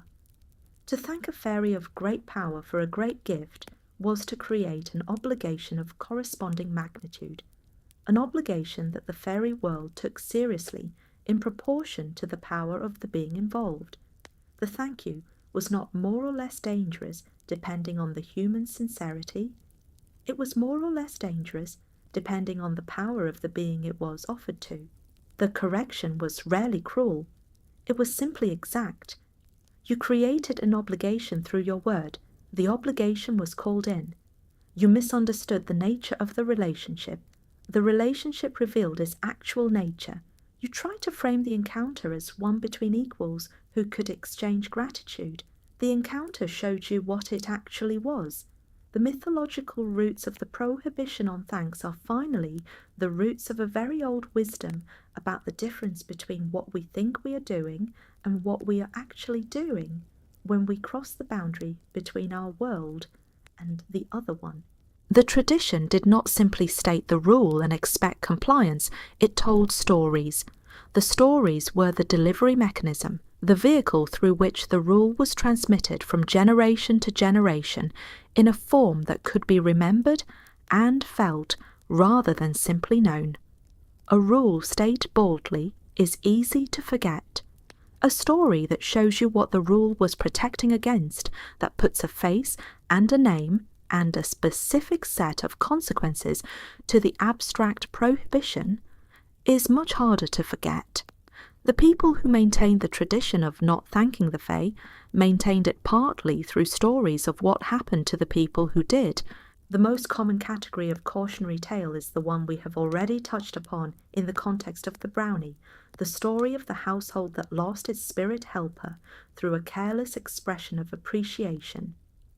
These stories were told not as ancient mythology, but as recent local history. This happened to the Macpherson family at the farm on the hill. 3 generations back, this happened to the family that used to live in the house at the end of the lane before they had to do all the work themselves. The local, recent quality of the stories was part of their power. This was not something that happened in legend. It was something that happened to specific people in specific places, and the evidence was the farm that now struggled without supernatural assistance, and the family that had never understood why their grandfather's farm had been so much more productive than their own. A second category of cautionary tale involves not the domestic spirits, but the more powerful beings of the fairy world. the lords and ladies of the cider, the beings who governed specific territories, the fairy royalty of the tradition. These stories have a different character from the brownie stories because the consequences of thanking beings of this power were not simply the loss of a helpful arrangement, but the creation of a debt that the fairy could collect on actively in ways the mortal could not refuse. One of the most widely distributed of these tales involves a mortal who receives an unexpected service from a being whose fairy nature they do not immediately recognize. A woman who helps with a difficult childbirth, a man who assists with a lost animal, a stranger who provides directions that turn out to be supernaturally accurate. The mortal, grateful and not knowing any better, thanks the helper warmly and sincerely. The helper accepts the thanks with a particular smile, the smile that knows what has just been created, and departs. Sometime later, days, months, sometimes years, the fairy returns to call in the debt. The precise nature of the debt varies by the telling: a child, a specific service, an obligation to accompany the fairy somewhere, and for some purpose that the mortal did not anticipate and cannot now refuse. The thanks created the debt. The debt is now being honoured. The Welsh tradition preserves several accounts of mortals who were pulled into service with the fairy world through obligations created inadvertently. These accounts have a particular quality of inevitability. The mortal was caught not by any malice of the fairy, but by their own ignorance of the rules. The fairy had accepted the thanks because it was offered. The fairy had not deceived the mortal into offering it. The mortal had simply spoken the word without understanding what the word meant in this context, and the consequences followed from the nature of the word rather than from any malicious intent on the fairy's part. The Irish tradition of the fairy doctor, the bean feasa, or the fia feasa, the woman or man of knowledge who mediated between the human world and the fairy world, includes within its body of practice specific techniques for dealing with mortals who had inadvertently created obligations through careless thanks. The fairy doctor's work in such cases involved typically a complex negotiation with the fairy who held the debt, an attempt to establish a different form of repayment, or to find some technical ground on which the obligation could be declared satisfied through a lesser payment than the fairy had in mind. These negotiations were not always successful, and the fairy doctor's expertise in avoiding such situations in the first place was considered at least as valuable as their skill in resolving them once they had arisen. A third category of cautionary tale is the one in which the mortal who thanks the fae does not immediately experience any consequence, and this is in some ways the most unsettling category. The mortal thanks a fairy being. The fairy accepts the thanks with whatever expression is characteristic of beings who have just received a promise they intend to use, and nothing happens. Days pass, weeks pass. The mortal begins to wonder if perhaps the warning was exaggerated, if perhaps, in this particular case, the thanks had no particular consequence. And then, when the mortal has almost entirely stopped thinking about it, the fairy appears, or the consequence appears, and the debt is collected, and the mortal understands at last that the fairy world's relationship with time is not the same as the human world's, and that an obligation created with a word does not expire simply because the human who spoke the word has moved on. The cautionary tales also preserve a specific category of consequence that is particularly instructive. The consequence of thanking a fairy for something that the fairy had not actually done. In these accounts, the mortal thanks a fairy, being for some good fortune that they attribute to the fairy's intervention: a successful harvest, a child recovered from illness, a missing animal returned. The fairy may or may not actually have had anything to do with the good fortune, but the thanks, addressed to the fairy and accepted by the fairy, creates the same obligation regardless of whether the fairy earned it. The debt is real because the word that created it was real. not because the service it thanked was real. This is, in its own way, a precise statement about how obligation works in the fairy world. It is created by the word, not by the fact. What the cautionary tales collectively preserve is a picture of a world in which the prohibition on thanks was not merely a custom, but a survival skill. The people who observed the rule were people who navigated the fairy world safely. The people who forgot or did not know, or who could not suppress the natural human impulse to express appreciation, these people became the stories that the next generation learned the rule from. The stories were, in the deepest sense, the rule's enforcement mechanism, not a punishment for violation, but a teaching tool, a way of making the abstract consequence concrete and memorable and real. The specific timing of the fairies' debt collection, the gap between the moment of thanks and the moment of calling in, is worth dwelling on because it reveals something important about the fairy world's relationship with time. Fairy beings were not in a hurry. The debt created by a word of thanks was not a debt that needed to be collected immediately or at any particular time. It was a debt that simply existed, held in the fairy world's ledger, available to be called in whenever the fairy being found it useful or convenient, or simply chose to exercise the claim they held. The mortal who had thanked a fairy and experienced no immediate consequence was not safe. They were simply unaware of the debt they carried, waiting for the moment when the fairy chose to activate it. This temporal gap between obligation created and obligation called in had a particular psychological effect on the communities that held the belief. The knowledge that a word of thanks could create a debt that might be called in at any point in the future. Not soon, not in any predictable time frame, but at some point when the fairy decided, created a kind of ongoing vigilance. The person who had carelessly thanked a fairy, or who feared they might have done so, lived with the knowledge that something was appending, that there was an outstanding account in the fairy world's books with their name on it. This vigilance was itself a form of relationship with the fairy world, a constant awareness of the non-human dimension of the world, a sustained attention to the possibility of encounter and consequence.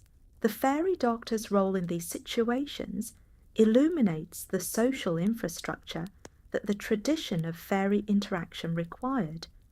No individual could maintain all the necessary knowledge alone.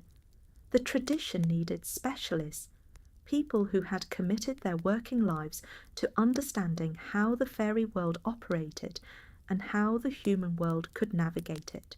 The existence of such specialists, documented across multiple Celtic cultures, suggests that the tradition was not simply a set of folk beliefs, but a genuine body of knowledge that required dedicated maintenance and transmission.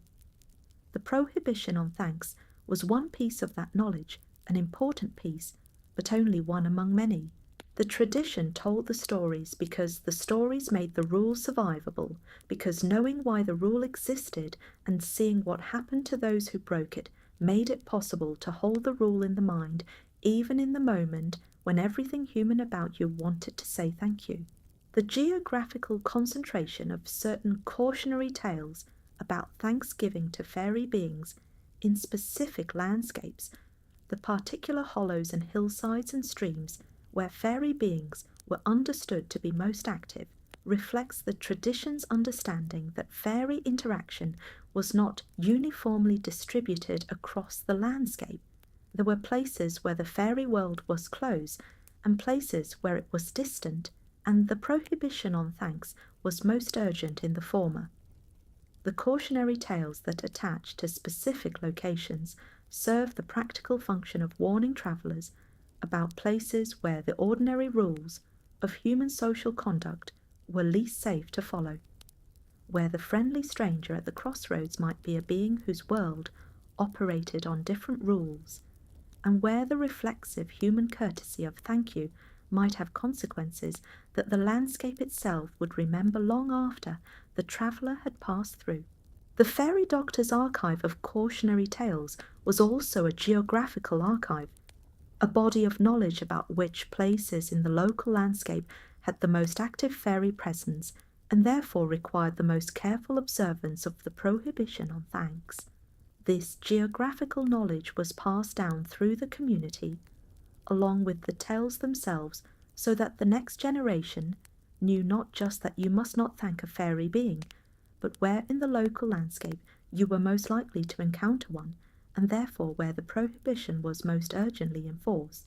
The tradition told the stories because the stories made the rules survivable, because knowing why the rule existed and seeing what happened to those who broke it made it possible to hold the rule in the mind, even in the moment when everything human about you wanted to say thank you. The prohibition on thanking the Fae was not an isolated rule. It was part of a larger system, a body of fairy etiquette that governed what could and could not be said, done, given, or taken in encounters with fairy beings, and that reflected a comprehensive understanding of how the relationship between the human world and the fairy world needed to be managed to remain safe for both parties. Understanding the prohibition on thanks in isolation is possible, but understanding it as part of the larger system reveals something more interesting: the system's internal logic, the principles that generated multiple specific rules from a single underlying understanding of how fairy interaction worked. When you can see the logic, you can understand not just the rules that the tradition preserved, but the reasoning that generated them. Reasoning that can be applied to situations the tradition may not have explicitly addressed. The prohibition on giving your name to a fairy being has the same deep structure as the prohibition on thanks. The name, like the word of gratitude, was understood as creating a relationship of power, specifically a relationship in which the being who possessed your name had a degree of access to you that other beings did not. To give your name was to give a tool that could be used to find you, to call you, to hold you, to compel you in ways that being without your name could not. The name was not simply a label, it was a handle, and the fairy folk, who understood how handles worked in the deep grammar of the supernatural world, were very interested in handles that the human world offered them. The prohibition on eating or drinking anything offered by a fairy being, the fairy food prohibition that we explored at length in an earlier script, was another rule in the same system, and it operated on the same principle as the prohibition on thanks. To accept food or drink from a fairy was to accept an obligation, a deeper and more physical obligation than the one created by accepting a thanks, but an obligation of the same essential kind. The food bound you to the fairy who gave it, in the same way that eating at someone's table in the ancient guest-friend tradition bound you to your host. The fairy's table was not simply a meal, it was an agreement, and like the word of thanks, it was an agreement whose terms you did not know at the moment of accepting it. The prohibition on boasting in the presence of fairy beings, on saying anything that could be construed as a declaration of superiority or of special favour, was another expression of the same principle from a different angle.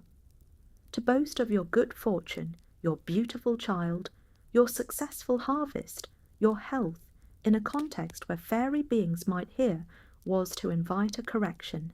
The fairies could not bear imbalance, or rather, the particular imbalance that a human's good fortune represented was unstable in the fairy world's understanding, and the fairy response to it was typically to restore the balance by removing or diminishing whatever the mortal had been too openly pleased about.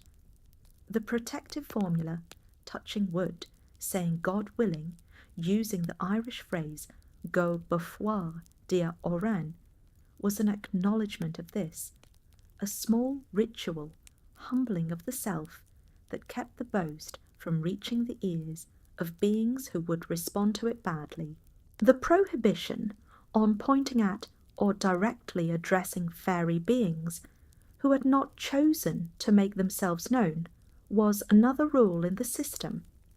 The fairies moved through the human world in ways that were sometimes visible and sometimes not. A cloud of light in the evening field, a sound of music from a hillside, a figure seen at the corner of vision that resolved into something else when looked at directly. To point at such a sight, to say, "Look, there is a fairy there," was to intrude on the fairy's own choice about whether to be perceived. The fairy who had not chosen to be clearly visible was, in the tradition's understanding, entitled to that invisibility, and the human who violated it was creating a potentially dangerous encounter with a being who had not chosen the encounter. The prohibition on interrupting fairy music or fairy dancing was a specific application of the broader principle that fairy beings in the midst of their own activities were not to be disturbed by human intrusion. This was partly self-protective. The mortal who stepped into a fairy ring and began to dance might not be able to stop, and partly a matter of respect for the fairy world's own sovereign right to conduct its affairs without human interference. The mortal who watched from a safe distance, who did not call out, or gesture, or attempt to attract attention, was maintaining the appropriate relationship between the two worlds. Interested observer, respectful distance, no disruption. The prohibition on making iron sounds, the clanging of iron, the sound of a smithy, in the vicinity of known fairy haunts reflected the fairy folk's legendary aversion to iron. This aversion was understood as a genuine physical sensitivity rather than a mere preference.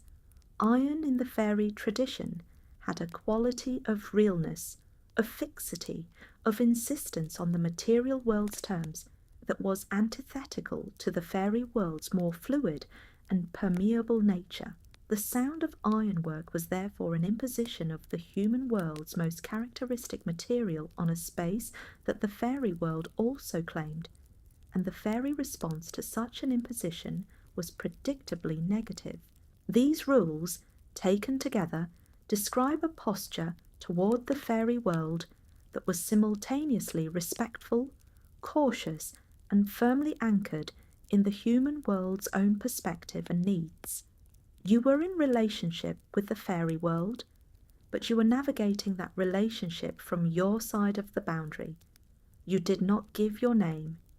You did not eat their food. You did not thank them. You did not boast in their hearing. You did not intrude on their activities. You kept the iron at hand, and in observing all of these rules, you were performing the essential act of fairy etiquette. You were maintaining the boundary while acknowledging what lay on the other side of it. The prohibition on thanks was the most counterintuitive of these rules because it ran most directly against human social nature. The others, don't give your name, don't eat strange food, don't boast, don't intrude, all have a quality of obvious self-protection that makes them relatively easy to hold on to even without understanding the full mythological context. But don't say thank you is harder, because it requires suppressing an impulse that is not merely social convention, but something close to instinct. The impulse to acknowledge what you have received, to recognize the giver, to maintain the relationship through the small warm word that human society had developed specifically for this purpose. The prohibition on accepting compliments from fairy beings, the mirror image of the prohibition on offering thanks to them, rounds out the system with a nice symmetry. The fairy compliment was understood in several traditions as a means of binding, an expression of admiration that created the same kind of obligating connection as the human's thanks, but operating in the opposite direction. The fairy who told you that your child was beautiful, your cow was fine, your field was well kept, was doing something more than making an observation. They were creating a relationship with the thing they admired, a relationship that might subsequently be expressed through the taking of that thing.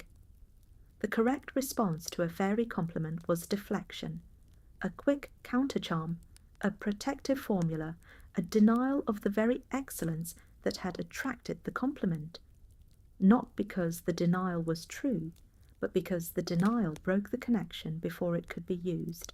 The prohibition on crossing a fairy path, on moving through the specific territory that was understood as a fairy right-of-way, was another element of the system that illuminated the importance of respecting the fairy world's own geography and its own claim on specific spaces. Fairy paths were understood as real routes through the landscape, used by the fairy folk for their own purposes, and a house built on a fairy path was a house that would have problems, strange noises, illness, livestock that would not thrive, a persistent sense of unease. The correct response to discovering that a house stood on a fairy path was not to argue with the fairy world about its right to the path. It was to remove the obstacle, to realign the house, or to leave a passage through it, or to formally acknowledge the fairy world's claim and ask for accommodation. The acknowledgement in this case was required and expected. It was not the same as thanks. It was a recognition of the fairy world's sovereignty over its own territory, which was entirely different. The system of fairy etiquette, taken as a whole, was a curriculum in how to maintain a relationship with a genuinely different kind of being without either dissolving the boundary between the two worlds or creating unnecessary hostility across it. It required the human participant to hold two things simultaneously: genuine respect for the fairy world's reality and power, and firm maintenance of the human world's own identity and standing. The prohibition on thanks was one expression of this balancing act. Respectful silence, rather than either the dismissal of not acknowledging what the fairy had done, or the subordination of accepting an obligation you had not chosen. The tradition knew this difficulty and repeated its warning accordingly. The full system of fairy etiquette was a curriculum in how to be human in a context where being straightforwardly human was not always safe. It was the most careful kind of social knowledge, the kind that tells you when not to do what you most naturally want to do. The prohibition on laughing in the presence of certain fairy beings is a less well-known element of the system, but one that illuminates the underlying principle with particular clarity. Laughter in the fairy world, specifically laughter directed at fairy behaviour or fairy appearance, was understood as a form of diminishment, an assertion of superiority, a denial of the dignity that the fairy folk required to be acknowledged. The fairy folk could laugh. Their own laughter was an expression of their own nature, which was not subject to the same rules as human behaviour in fairy contexts. But the human who laughed at them had violated the same principle that the human who thanked them had violated. They had placed themselves in a position of evaluation and judgment relative to beings who did not recognize any human's right to evaluate or judge them. The prohibition on weeping in certain fairy contexts, specifically on the visible expression of grief in the presence of fairy beings during particular rituals or encounters, was another element that reinforced the overall picture of what was and was not permissible. Fairy beings were sometimes understood as being drawn to human grief in ways that made its visible expression dangerous, not because they were malicious, but because grief had a quality that some fairy beings found irresistible, that created a connection between the grieving human and the attracted fairy that the human had not intended and might not welcome. The management of emotional expression in fairy encounters was therefore not simply a matter of courtesy. It was a matter of not creating through emotional display the same kinds of inadvertent connections that the wrong words could create. The tradition knew this difficulty and repeated his warning accordingly. The full system of faerie etiquette was a curriculum in how to be human in a context where being straightforwardly human was not always safe. It was the most careful kind of social knowledge, the kind that tells you when not to do what you most naturally want to do. Rules tell us what is being protected. Prohibitions reveal the nature of the things they prohibit against. And the prohibition on thanking the fae, precise, consistent, universal across so many traditions, tells us something specific and illuminating about the nature of the fairy folk themselves. The most fundamental thing the prohibition reveals is this: the fairy folk were not people in the human sense.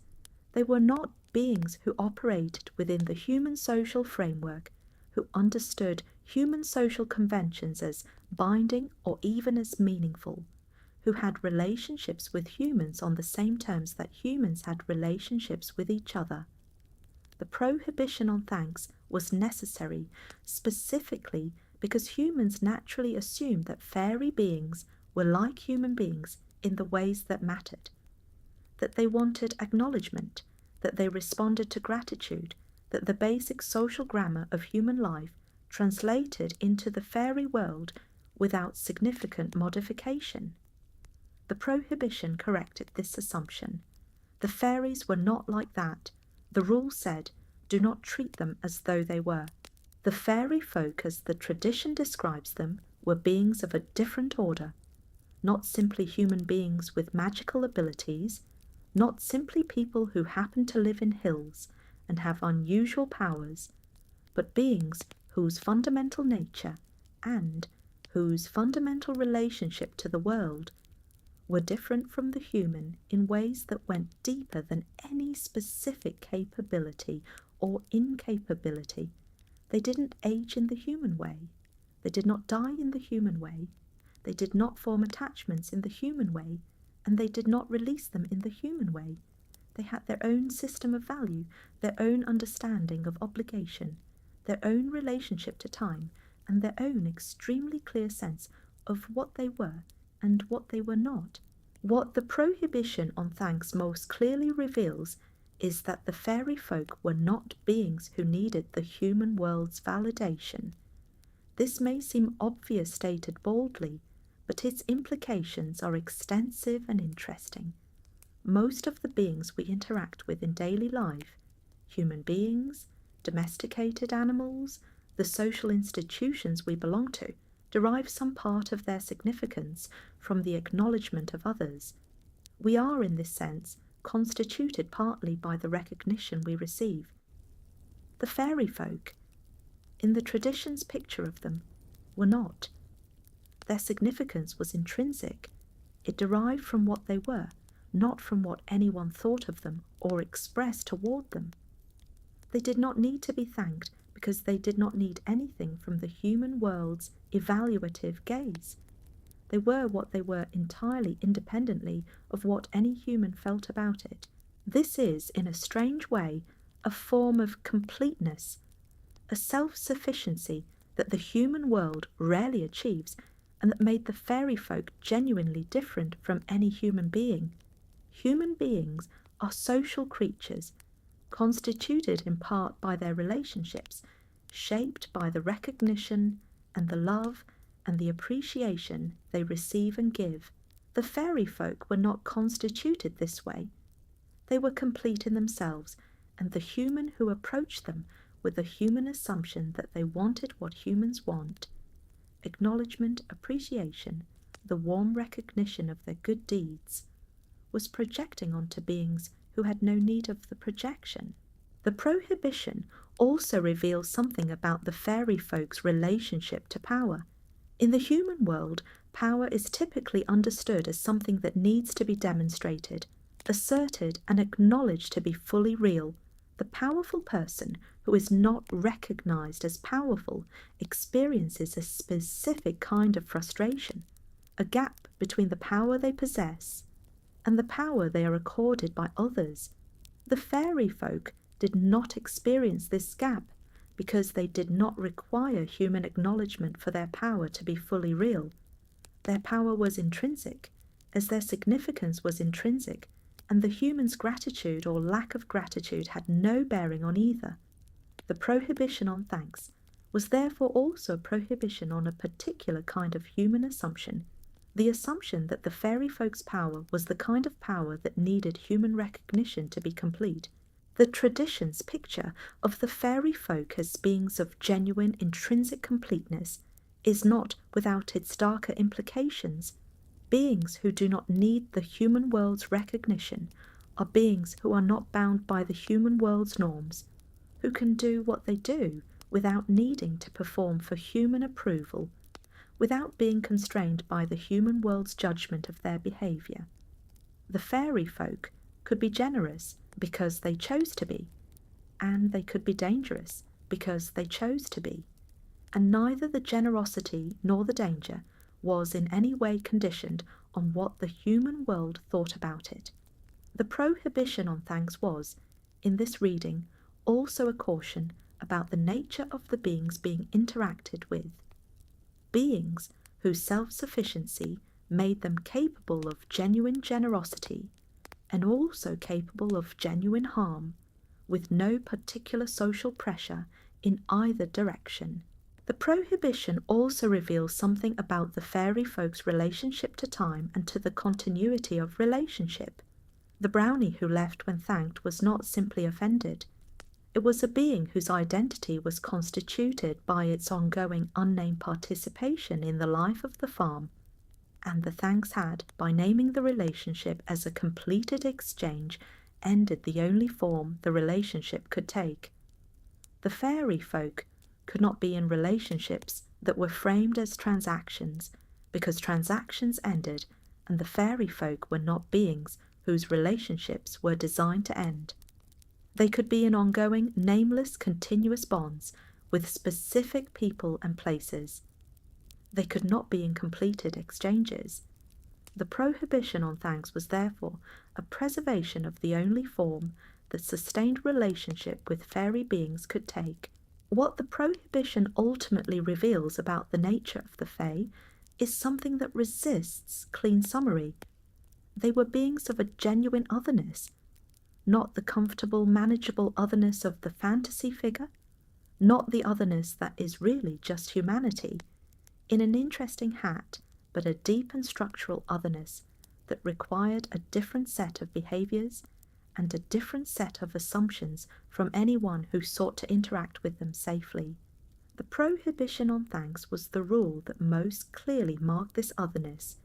It said, in the most direct possible way, that these beings were not like you, that they did not want what you wanted, that they did not operate by your rules, and that your most natural and well-meaning social gesture could, in the context of interacting with them, be the most dangerous thing you could do.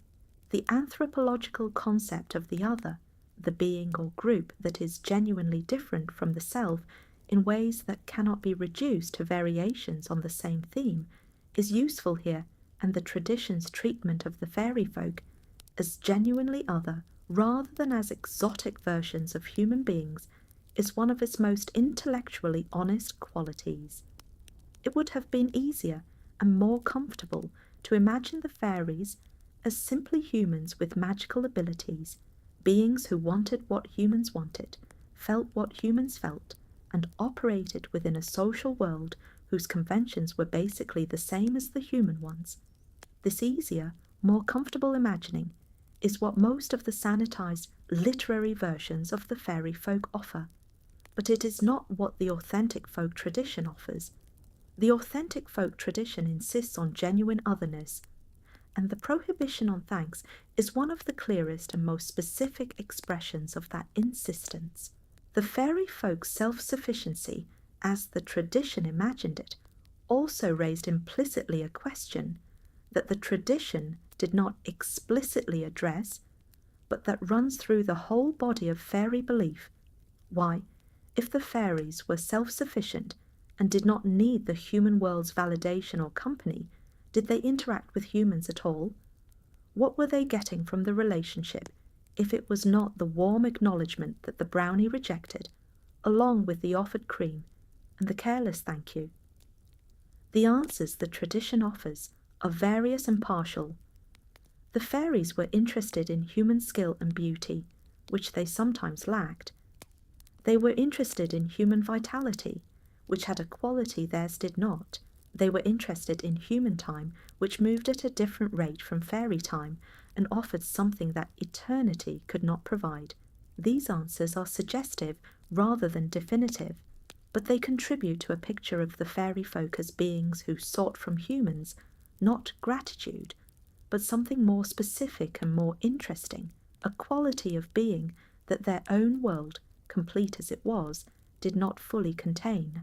The question of what the fairy folk were seeking from human interaction is, in the end, inseparable from the question of what they were, and the tradition's picture of what they were, self-sufficient, proud, bound by their own rules, genuinely other, is finally the most honest and most interesting answer to both questions. They were what they were, they wanted what they wanted, and neither their nature nor their wants required the human world's validation. The prohibition on thanks was the most direct possible statement of this truth. The tradition that preserved this rule was, in its way, a sustained act of respect for genuine otherness. It did not try to make the fairy folk into humans. It tried to teach humans how to be in relationship with something that was genuinely different from themselves. That teaching is, whatever we believe about the literal existence of fairy beings, a teaching worth having. The self-sufficiency of the fairy folk in the tradition's picture of them raises a question about what the tradition itself was doing in maintaining so elaborate a body of knowledge about beings who were, by definition, beyond the human world's ability to fully understand or control. The answer the tradition's practitioners would have given is that the fairy folk's self-sufficiency was precisely the reason for the careful knowledge, because beings who did not need the human world's approval and were not constrained by the human world's norms were beings whose behavior could not be predicted by ordinary human social reasoning, and whose effects on the human world were therefore unpredictable in ways that required specific knowledge to navigate. The self-sufficient being was not a benign indifferent. It was a genuinely powerful presence with its own agenda, and the knowledge of how it operated was survival knowledge. The tradition's picture of the fairy folk as genuinely other has implications that extend beyond the specific beliefs themselves into the question of how any tradition handles its understanding of the non-human world. The Celtic tradition's insistence that the fairy folk were not simply humans in unusual circumstances, that they were beings of a different nature, operating by different rules, wanting different things, constituted differently, was itself a form of intellectual honesty about the limits of anthropomorphism. Not everything that has agency, not everything that acts in the world, is human in its nature or its needs. The fairy folk were the tradition's way of holding open a space for genuine otherness in a world that human beings tend to colonize with human meanings. The tradition that preserved this rule was, in its way, a sustained act of respect for genuine otherness. It did not try to make the fairy folk into humans. It tried to teach humans how to be in relationship with something that was genuinely different from themselves. That teaching is, whatever we believe about the literal existence of fairy beings, a teaching worth having. The prohibition on thanking the fae did not die with the folk traditions that generated it. It moved. It moved into literature, into theatre, into the great corpus of fairy tale that the 19th century assembled and the 20th century adapted, and the 21st century has adopted in forms that would have been unrecognizable to the people who first stated the rule, while preserving the rule itself with remarkable fidelity.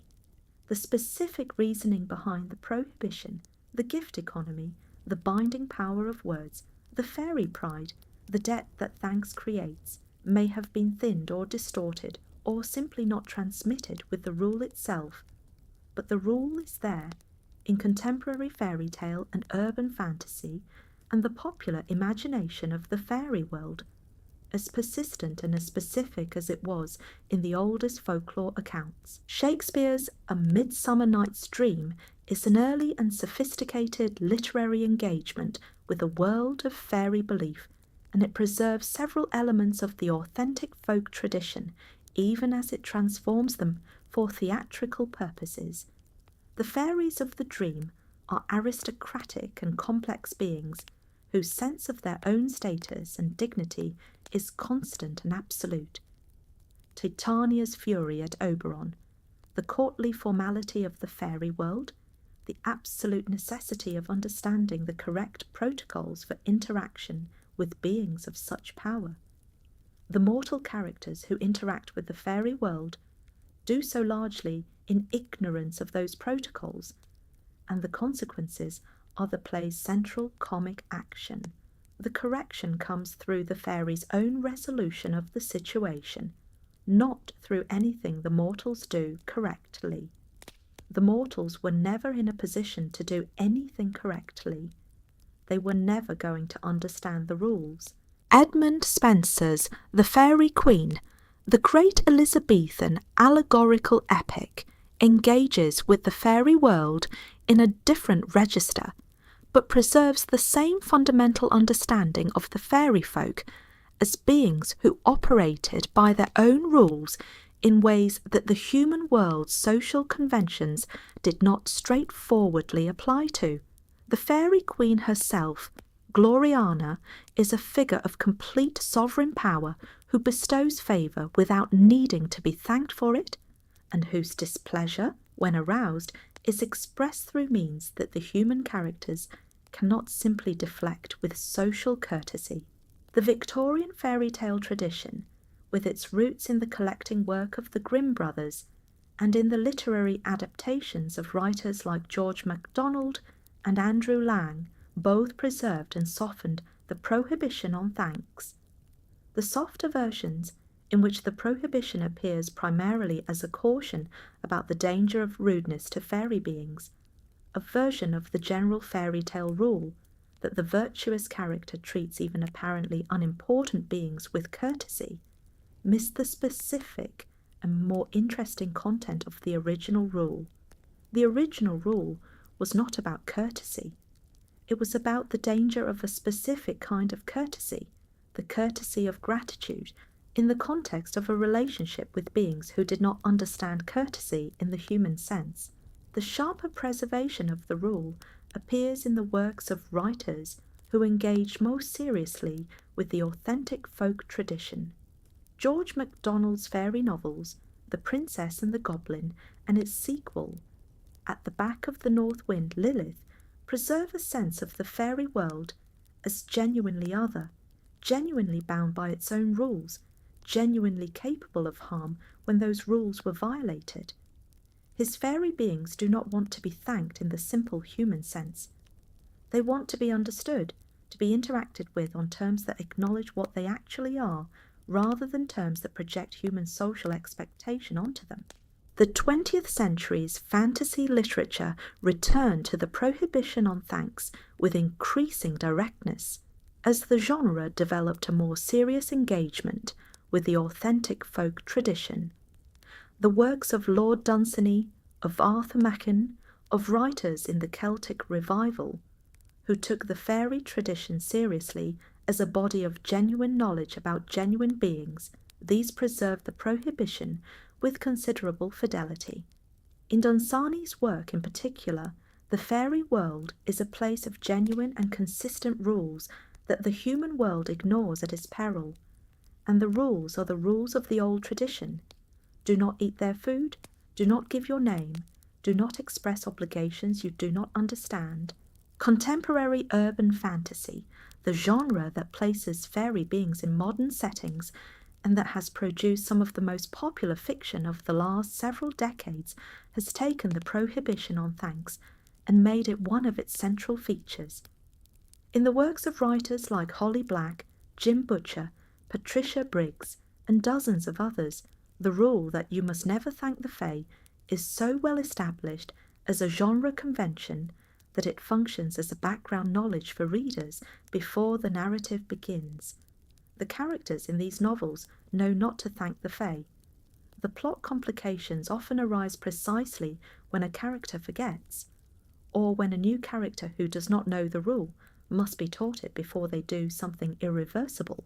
The persistence of the rule in contemporary fantasy is not simply a matter of genre convention, though it has become that too. It reflects a genuine recognition that the rule captures something true, not necessarily true about fairy beings as literal entities, but true about the nature of the thing the fairy world represents in the imagination. The fairy world has always been, in part, a figure for the non-human, for those dimensions of reality that operate outside human social frameworks, that have their own rules, that cannot be safely navigated with the tools and assumptions of everyday human social life. The prohibition on thanks is the rule that most precisely marks this non-human quality, the reminder that not everything that appears to offer you a gift is offering it in the way that a human being would offer a gift, and that the human response to a gift, the warm, natural, well-meaning expression of gratitude, may be entirely the wrong response in contexts where the gift has come from somewhere else. We still tell each other not to thank the fae. We still write it into our stories, still preserve it in the fantasy literature that has become the primary vehicle for the old beliefs in the contemporary world. We may not believe, in the literal sense, that there are beings who will collect on a debt created by a careless thank you, but we recognize something in the rule, some truth about power and obligation and the danger of applying the wrong framework to an encounter with something genuinely other, that makes the rule feel worth preserving. The grandmother by the fire telling the child not to thank the fairy folk was preserving more than a superstition. She was preserving a way of thinking about encounters with the genuinely other, a caution about assuming that your social world's rules applied everywhere, a reminder that some presences operated by entirely different principles and required an entirely different quality of attention and care. That caution is not outdated. It may be one of the most useful things the old traditions have left us. Do not thank the fae, not because there are fairies listening, but because the rule is the container for a wisdom that we keep needing to rediscover, the wisdom that says, when you encounter something genuinely different from yourself, do not assume you know the right response. Pay attention first. Learn the rules before you speak, and hold your tongue just for a moment before you say the thing that seems most natural, most human, most obviously correct. The television and film adaptations of fairy lore in the late 20th and early 21st centuries present an interesting case study in the survival and transformation of the prohibition on thanks. In many popular adaptations, the rule appears in a form that preserves its shape while sometimes losing its content. Characters warn each other not to say thank you to fairy beings, but the explanation given is often simplified to something like, it puts you in their debt, without the deeper context of the gift economy, the binding power of words, or the fairy pride that made gratitude specifically offensive. The rule survives as a genre convention. The reasoning behind it is often reduced to a story's worth of context rather than a tradition's worth of understanding. The more sophisticated treatments in the literary fiction that engages most seriously with the folk tradition, in the works of writers who have read deeply in the source material, preserve not just the rule, but something of the reasoning. These treatments understand that the prohibition on thanks is not an arbitrary quirk of fairy psychology, but an expression of a coherent world view about the nature of obligation, the power of words, and the relationship between beings of different natures. In these treatments, the prohibition is respected not merely as a narrative rule, but as a genuine piece of knowledge about how a specific kind of encounter works. The oral tradition that first generated and preserved the prohibition on thanks was doing something more sophisticated than it is sometimes given credit for. It was encoding, in a memorable and transmissible form, a complex understanding of the nature of obligation, of the power of language, of the danger of applying one world's social conventions to a different world's encounters. The encoding was, by necessity, simple on the surface. Do not say thank you, because simple rules are what oral tradition can reliably transmit. But the simplicity was in the service of a depth that the tradition's practitioners understood even when they could not have articulated it in the terms available to this discussion. Do not thank the fae, not because there are fairies listening, but because the rule is the container for a wisdom that we keep needing to rediscover. The wisdom that says, when you encounter something genuinely different from yourself, do not assume you know the right response. Pay attention first, learn the rules before you speak, and hold your tongue just for a moment before you say the thing that seems most natural, most human, most obviously correct. The tradition held its tongue for a very long time. It knew what it was doing. Sleep well.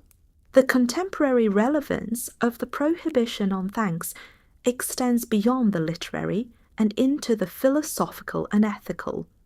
The rule, at its deepest level, is a rule about the danger of assuming that your social world's conventions are universal, that what works as courtesy between human beings will work as courtesy across the boundary between the human and the genuinely other. This assumption is one that the contemporary world makes constantly in contexts that have nothing to do with fairies, in the way that global institutions assume that their procedural norms are universally applicable, in the way that one culture's understanding of proper acknowledgement and gratitude can be offensive to another culture operating by genuinely different rules, in the way that the human world's social conventions are perpetually being deployed in contexts where they do not straightforwardly apply. The prohibition on thanks is, in the end, a lesson in epistemic humility, in the importance of understanding the rules of a specific encounter before deploying the conventions of your own world in it. The tradition that generated the prohibition did not simply tell people what not to do. It tried to explain why. Tried to transmit the understanding that made the rule make sense so that the next generation would not simply obey the rule blindly, but would understand it well enough to apply it in situations the tradition had not explicitly addressed. That aspiration, the aspiration to wisdom rather than mere compliance, is perhaps the old tradition's most enduring gift to the people who came after it. The tradition held its tongue for a very long time. It knew what it was doing. Sleep well.